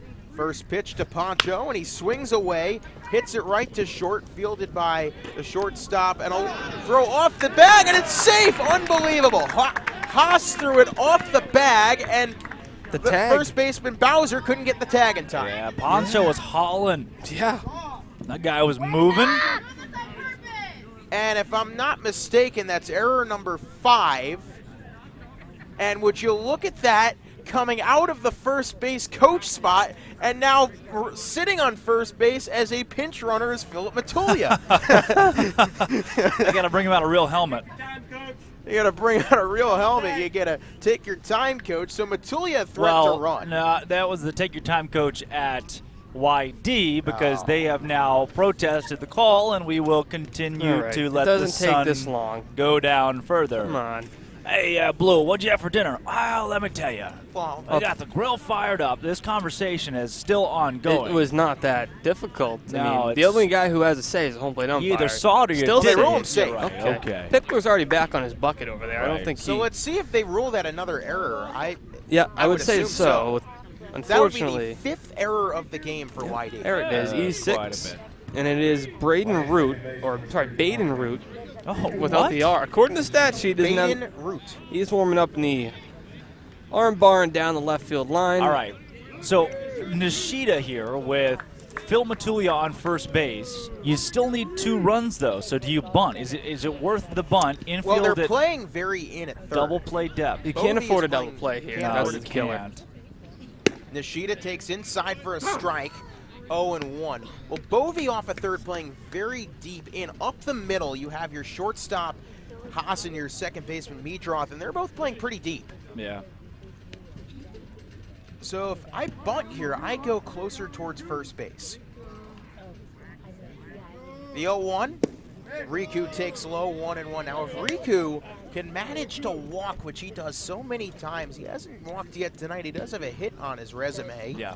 That would bring up Justin Hyannis as the go-ahead run. Runner off of first. Ex-first base coach for the Hyannis Harbor Hawks, Philip Matulia. Hope you're warm over there, Phil. 1-1. Inside corner, called a strike. Now, count 1 and 2. I'm trying to get a number on who is now coaching first for the Hawks. It's like Brody McCullough. Yep, that is That is Brody McCullough. Yesterday's starting pitcher. Yesterday's ace is today's first base coach. Riku now gets to the ground. Pops back up. Here's a 1-2. Nishida takes outside. Good eye by Riku. 2-2. That daylight is dwindling. Yeah, it's kind of moving now. Still a lot of light in the outfield. The outfield is pretty nicely illuminated. Doesn't help the batter or the pitcher, though. We also have like the press box in the cage behind home plate that blocks out some of the sunlight. So I'm not sure if... Here's a 2-2 pitch to Nishida, and now he begins his typical song and dance. Fouls that one off behind. I think we're getting 9 innings in. Never know. I think Riku needs to get on base. Yes. Riku all the way to the ground again. Now pops back up. Here's Ray, the 2-2, and Riku swings and misses. Might have foul tipped it back either way. It's out number 1. So that brings up Justin Hyannis, and you do have Matulia off of first. I don't know if you necessarily run him. Yeah, you're probably not going to steal here. But a hit and run, I like. If you, Or not yet. We'll see what the scenario. Maybe in a 3-1 count or something. But well, you don't want to end the game either on the base paths or with a double play. Yeah. Hyannis 0 for 4 today. First pitch to Hyannis way high. Might have been an attempt to try and get Matulia napping off the bag. Say, if Hyannis gets on, with only 1 down and a free bag, what are the odds you do walk Nolan Shaniel? To and bring in up that Tito case, with the bases Tito loaded? comes up, and Tito's got the best average on the team right now. And yeah. However, Shaniel's had an unbelievable series against YD. It's a good question. I just don't know because it's top of the 9th, right? Is it worth the risk putting another run on base? Yeah, That's why they're making the decision. We're just thinking about them. Yeah, we are. 1-0 to Hyannis, righty to lefty. Ray checks off second, deals. Hyannis takes outside 2-0. Well, good morning, good afternoon, and almost good night in regard to the sun here at Red Wilson. There it goes. Or good evening, you should got say. on its horse. 2-0 runner off of first, Matulia. The pitch, and Hyannis rips it foul, 2-1. Yeah. 2-1, still a hitter's count. Could expect another fastball here. Matulia's speed, something into the gap. I would say normally could probably score him from first, but with the short fences here, not a ton of room. Well, you have to be cautious in the base paths here because you're down 2. Let's see what Brody McCullough tells Matulia to do here. The 2-1. Ray, righty to lefty, sets, checks off second and deals, and the pitch is hit a long way to right into the corner. Could be trouble. It's down for a base hit up against the wall with that short fence. Staying at first is Hyannis. Going to third is Matulia. Yeah. And what do you know? At McKeon Park, that scores Matulia easily, and it's a double for Justin Hyannis, but not here where that right field fence is 235. What do you know? Runners on the corners. And one down for Nolan Shanuel. And now the question you asked, Austin Dakuda, comes into play. Well, Phil Matulia, left foot red, right foot blue. Nolan Shanuel, left foot blue, right foot red. Wouldn't you know? So I can see why you were thinking what you were thinking earlier. I think we may have been lied to. So Nolan Shanuel has walked 3 times. Yeah, exactly. The opposite. I think we may have been lied we were lied to. Shanuel has walked 3 times today. You mean Shanuel? I think he also, coming into today, has hit an extra base hit. I think he's sneaky. Oh, Nolan's had a day. Yeah. So Nolan has hit. He's hit an extra base hit in the last 3 games. Has not done so today. He's got on base a couple times via the walk. First and third, 1 out, first pitch. Shanuel called strike. 0-1. Win or lose, the Harbor Hawks always keep you on the edge of your seat till the final out, it seems. They're down 2, runners on the corners, go-ahead run Shanuel at the plate. He pimped one last night. If he does the same here, the Hawks are in the lead. Would only be right for one Zach Berman. The 0-1. Shanuel weakly chops. It could be a tough play. And there's not going to be a play. A run scores. It is an infield single for Nolan Shanuel, and don't look now, the Hawks have cut it to 1 as they had shifted Shanuel all the way to pull, and there was nobody covering third. How does this keep happening? How on earth does this keep happening? The infield will play at typical depth, it looks here, with a runner on second. Now you can see him kind of shifting in just a bit. We'll see if we get time called for, we do get time called for the runner for Hyannis. So Hyannis he was heading back towards the dugout. And now he trots back. Justin, we don't have a ton of time here, my guy. Well, what did I tell you? Get Tito Flores up, and we'll see what happens from there. Well, all right, so we are 1 pitching change away from this game being over due to light. So Tito Flores in the top of the 9th inning, down by 1 in a ballpark that doesn't have lights. Where have we seen this before? Looking at some of the end times, we had an 8:04 end time here, a 7:58. Oh, yeah, not looking. 8:04 right now. First pitch to Tito. He checks his swing and serves it straight into the dugout. Give me some. An 8:25. That's 8:25. good news. Give me some. What is that movie with the? It's got. Oh no, Ray Charles song, fireworks. Pew, pew, pew, asking the wrong guy from movie reference. I don't even know the answer to that question. That was such Sandbox. The Sandbox. Sandlot. Sandlot. Sandbox-esque fireworks going on and play some night baseball. Can't hurt the birds. 4th of July. This guy just. What's the Ray Charles movie? Pew pew pew. What you want from me? That's not what I think. Okay. 5-4 YD leads the Harbor Hawks, tying run on second. The 0-1. Tito Flores takes inside. Tito, this is a great time to take those hanging breaking balls 250 for a homer to left field. Tying run on second. Hyannis, go ahead run on first. Shanuel. Tito Flores serves his insurance at the plate. 1 ball, 1 strike, 1 out. Hawks down 1. The pitch, and Tito fouls it straight off the ump. He's all right. He is okay. He ate that. This guy's a champ. This guy's a champ. That right there, that guy took one right off the rib. He took that and said, nope, we're good. Here's the ball. Let's get this thing moving. Fired the ball back After last night, you hold your breath. He fired the ball back to Ray at about 95. Let's go. We aren't waiting. No time for that. The sun's not going down in this game. I'm 1 having ball, fun. 2 strikes, 1 out. Ray righty to Tito Flores. with runners on first and second. Ray checks off second. Here's the pitch. Tito just stays alive, fouls it straight back. Well, Yeah. 8:25. You said a game here ended at 8:25. What did they put the headlights That on? was out on in the June outfield, 21st, or? which it may have been the That is solstice. the solstice. Yep. Yep, that will do. Well, Tito had a 2-run homer in the top of the ninth on Solstice Day. Yeah, Gave it the well, Hawks a we're loss. about 2 weeks after Solstice Day, and what do we know? About a minute a day you lose in daylight or something? Something like that. The 1-2. Ray checks off second and deals. Tito takes high 2-2. Look, here's the deal, Ray. No time for this stuff. Gonna need you to put it in the zone. Gentleman's game, duel, you know. It's either hit or it's a strikeout. Tito, we can't be choosy here. Or picky, whichever you prefer. But yeah, either one, neither. Can't 2 have balls, 2 strikes, 1 out. You have Mitch Jebb in the on-deck circle. First and second, Hawks down 1. The 2-2. Tito takes a breaking ball, calls Right strike there. 3. All right. Yeah. Yeah. Strike. I mean, it's a tough pitch to do much with. Tough spot to be in, but now still 2 outs, 2 on, a chance still for the Hawks. And it is Mitch Jebb who came in to pinch hit for Cole McConnell, and he is the last gasp here in the 9th inning.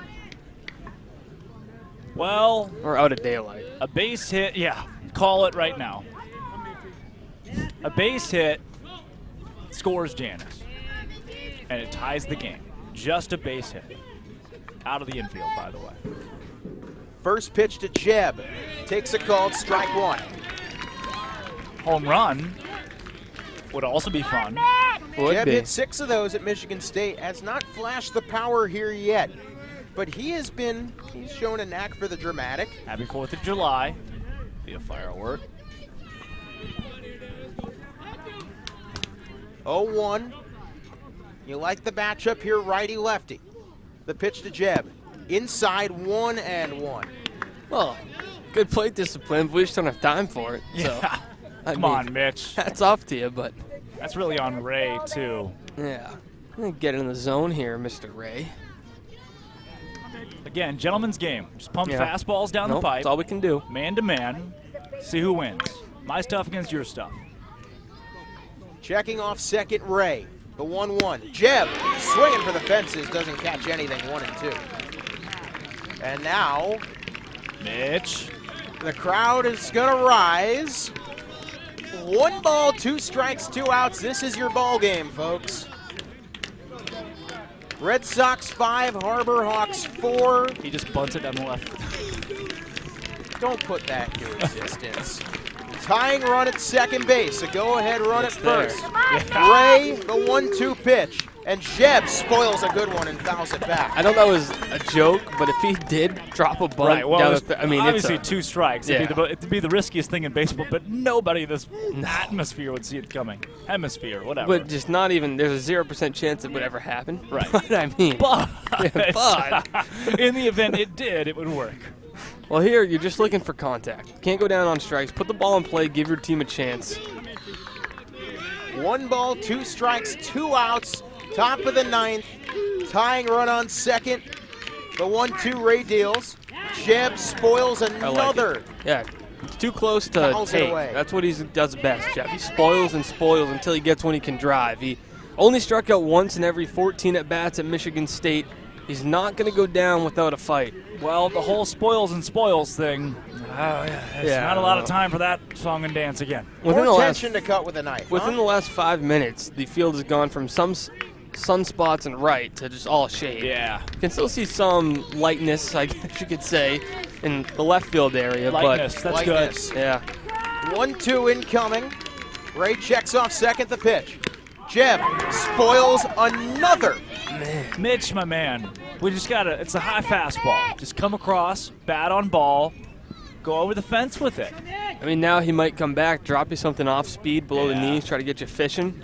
So, At least don't foul it off. Let's put her in play. Hey, let's call the home run play if at all possible. Come on here, Mitch. Hey, you just mash the square button, I think? I think, yes. It's the square button. 1 ball, 2 strikes, 2 outs. Hawks down 5-4. Tying run on second, the 1-2, and now Ray will step off the bag and check second base. Bless you. Akalugi. Yeah, sheesh. I mean, 1 ball, 2 strikes, 2 outs. YD 5, Hyannis 4. Ray checks off second, deals, and Jeb serves it into left field. That's going to drop for a base hit. Rounding third is Hyannis. He's going to come home. The throw is not in time. The game is tied at 5. Mitch Jeb, how do you do? The crowd goes ballistic. how about them Hawks? The 2 in the 9th. Go. That's just remarkable. The heart attack Hawks are alive in YD. 5-5. Are you kidding me? How you doing? What an at-bat. What the an at-bat. sun's down, so it's not going to matter if we don't hurry things up here. So now Christian Moore is up at the plate with a chance to give the Hyannis Harbor Hawks the lead. Came under the on-deck circle, he gave each of us a calm, steady nod. Like, okay, I've been think here. he's ready. He's ready. I've done been doing this. Off a second, Shaniel. Off of first. Christian, we can't call time. Off of first is Jeb. There is speed on the base paths here, so something up the middle likely scores Shaniel. Yeah. Wow. What a ball game. When the outfield's in no doubles here, they're in. First pitch to Moore. Inside corner, strike 1. Let's do the swing. Yeah, I mean, again, to hit on that, the outfield's way in. They're trying to keep everything in front of them here. Obviously, that tying run, or the go-ahead run on second, they got to keep it in front of them. If you're Moore, you have a good shot to poke something over their head here. Right. It is a blown save for the typically reliable Dylan Ray.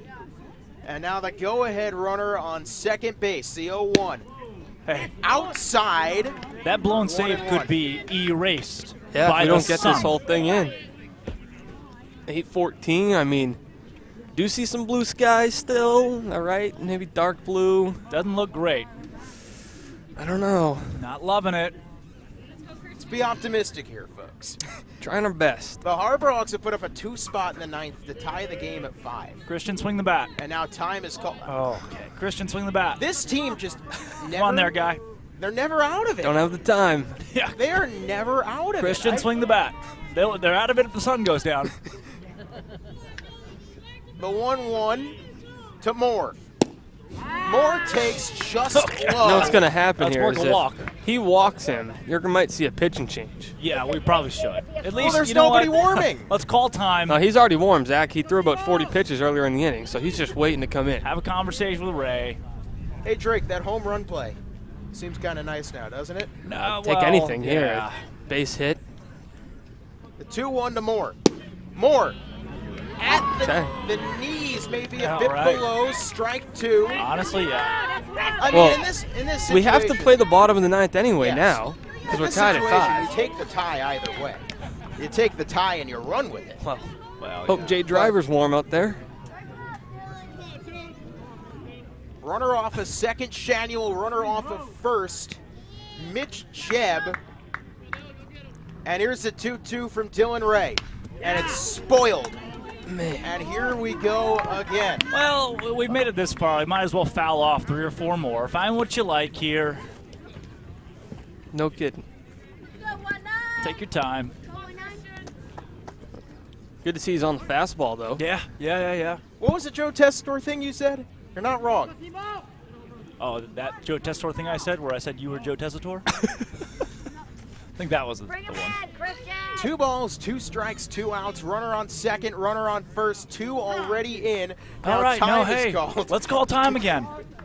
Look, I'm having a great time too, but we gotta rock and roll. I mean, this Daylight's game. more than at a premium. It's just Yeah. gone. I mean, This at-bat's been about 4 minutes. And now, No chance that's real. No chance that's real. No, okay, now the And now there's catcher a meeting on the can go mound. talk to Ray. Wow. Let's send the coach out. You can hear play the game from the. it's from a the tough dugout. spot because it's the biggest pitch for YD yeah. too, because they That's a great have to point. be able to Yeah. get it right. They have to be able to, be on the same page here. So There's a great point. I mean, this has been a remarkable baseball game and one that deserves to be finished. Yeah. yeah, Huge spot for both teams. 2-2, 2 outs. Here's the pitch. Moore gets something on it. Could be a tough play. The throw to first in time from the second baseman to retire the side. Metroff made the play, but the Hawks battle back, tie it at 5 through 8.5. And we're going to head to the 9th, the bottom of the 9th. Yeah, why don't we just keep it here? I mean, Jay Driver's trotting out on the mound. Let's just talk about this here. Take my headset off. You guys keep it here. Okay. This is too much for yours truly. Unbelievably so. Well, we got some changes too, Zach, Yes. with Jacob Campbell behind the plate, Jay Driver on the mound. We'll see if there's any other defensive switches. But, I mean, man, what a comeback for the team that just doesn't quit. 2 runs in the top of the 9th. You love the resiliency, but really, 8:17 now the time, Eastern time. Thank you for joining us. Dude, how much daylight do you have left? I don't know. All I know is that at bat from Mitch Jebb is something that was the stuff of legends. Pitch after pitch after pitch, he fouls it away down to his final strike, and he serves it. He inside outs the ball down the left field line. Yeah. Unbelievably. You're playing for a point here if you're the Hawks, looking to at least get something out of this, a game that you had just 3 hits in entering the top of the 9th inning, 3 runs on 3 hits. Now you come in, you get a couple hits, you get a couple runs, you make it 5-5, you bring on your closer, your guy from Harvard here for the bottom of the 9th, looks to lock the door, get you a point, and get you out of here with hopefully enough daylight to record Hawk Talk. I think we will have plenty. Oh, no. That's just not accurate. Plenty is not. Definitely not for Hawk Talk. Hey, you guys, I'm back. Happy 4th of July. Your by name the way. again? I forgot it. Sometime between the madness that was the top of the 9th. Top of the 8th yesterday. 8-9-1, first pitch, Jordan Thompson, swing and a miss. Well, hello. Mr. Driver, he got that performance a couple days ago where he kind of got right, got on track. That was 95 right there. Welcome into the ball game, Jay Driver. Adrenaline much? He's ready to go. Here comes a Thompson slider. came into this one 0-2. Here's the 0-1. There's a breaking That's ball it. called There's strike. your slider. Yeah. 0-2. I wonder if Jay Driver had a Star Blast bang before his appearance right here. Did you buy him one before the game at Speedway? Or? Yeah. There you go. Happy America. No balls, 2 strikes, no outs. The 0-2 pitch fouled away. And this is where the requisite Drake told, we don't have time for this, Well, hurry we up. don't, yeah. Does he not understand what's going on right now? Yeah, I mean, I can't watch the ball coming out of Driver's hand. It is tough to pick up. Very tough to pick up. No balls, 2 strikes, nobody out. You're going to see it come through. It's not really. 0-2 from Driver, he deals, and it's hit on the ground to short. Fielded by Patelli, and in time, 1 down. Well, that baseball looks really white as it goes around the infield. You can see it, not perfectly necessarily, obviously, You right? can see it in the infield. But you can still see it pretty darn well. I think you've still got maybe 3 or 4 minutes of daylight here, but Driver's going to have to work quickly. And you have a pinch hitter here.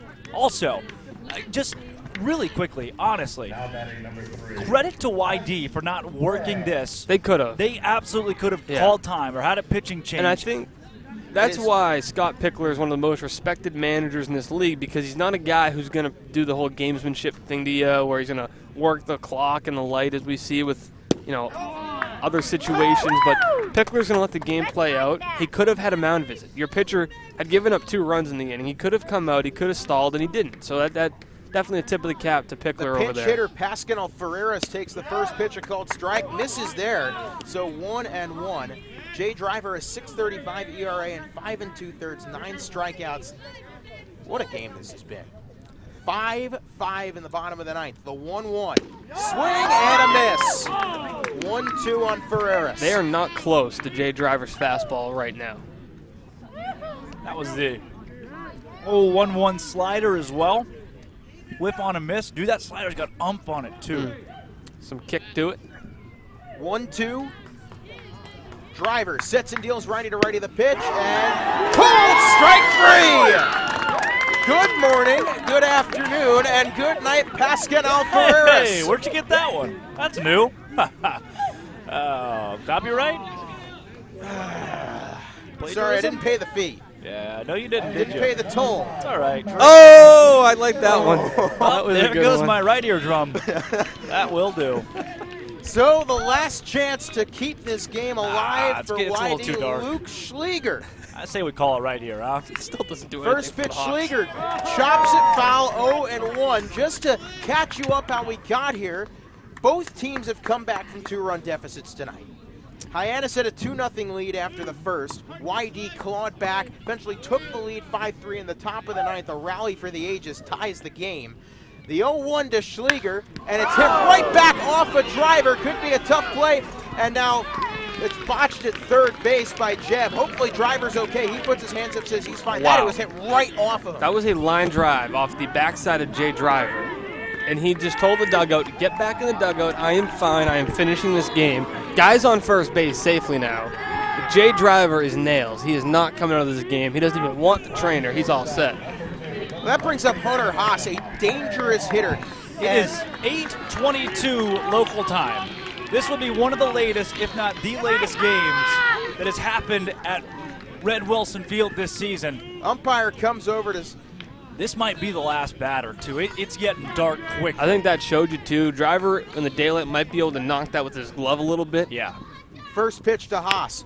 And it's fouled off of Haas in play. That's the right call. I mean, I don't know what we're booing about down there. I mean, both dugouts are on the edge of their respective... Both dugouts right on the edge. Everybody here. Yeah, if they're not on the edge, they can't see. If you're not on the edge, you can't see. Tight dugouts here, so... I mean, this has been a remarkable home and home. Yeah. Have we a rule about finishing an at-bat? Yeah, you got to finish the inning. It just reverts back to the last completed inning. Right, I'm saying, I mean, do you have to finish the at-bat, or can it be called in the middle of the at-bat?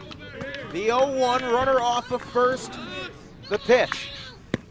Up high, 1-1. Campbell almost lost it, but staying at first, Schleger. This has been just, you run out of words. This has just been some weekend, some 48 hours of baseball between these two teams. 3-day weekend, still counts. True, well said. 1 ball, 1 strike, 2 outs, driver deals, and the pitch is taken on the inside corner, called a strike, and the Hawks are 1 out away from securing a tie. 1 ball, 2 strikes, and 2 outs. With a runner off of first, the winning run off of first, and Hunter Haas, the last man standing. Jay Driver sets and deals the pitch, goes swing on and missed. And the Heart Attack Hawks come back from down 2 in the 9th inning and secure a tie. Your final from Red Wilson Field, 5-5. You get the full 9 innings in. Shocking, but we'll take it. I have never wanted to tie so bad. That. Unbelievably so, the Harbor Hawks rally, and the record now 11-6-4, good for 26 points in 2.5 games back of the Kettleers, who lost tonight. As we're going to wrap things up really quickly. Roll a bump. Roll a bump. Jay Driver, anyone? Jay Driver, line drive off the back, stays in the game, strikes out the guy to end it. How you doing? Keep it moving, tie game. Just your final 5 runs, 6 hits, no errors. What is it that Zach said? Good morning, good afternoon, good night? Yes, 5 runs, 7 hits, 5 errors for YD. It's a great day to be a Hawk. The Hawks tie YD 5-5. We're off tomorrow. We will see you Wednesday night, 6 o'clock, first pitch from McKeon Park. Have a good night and happy Independence Day. Signing off.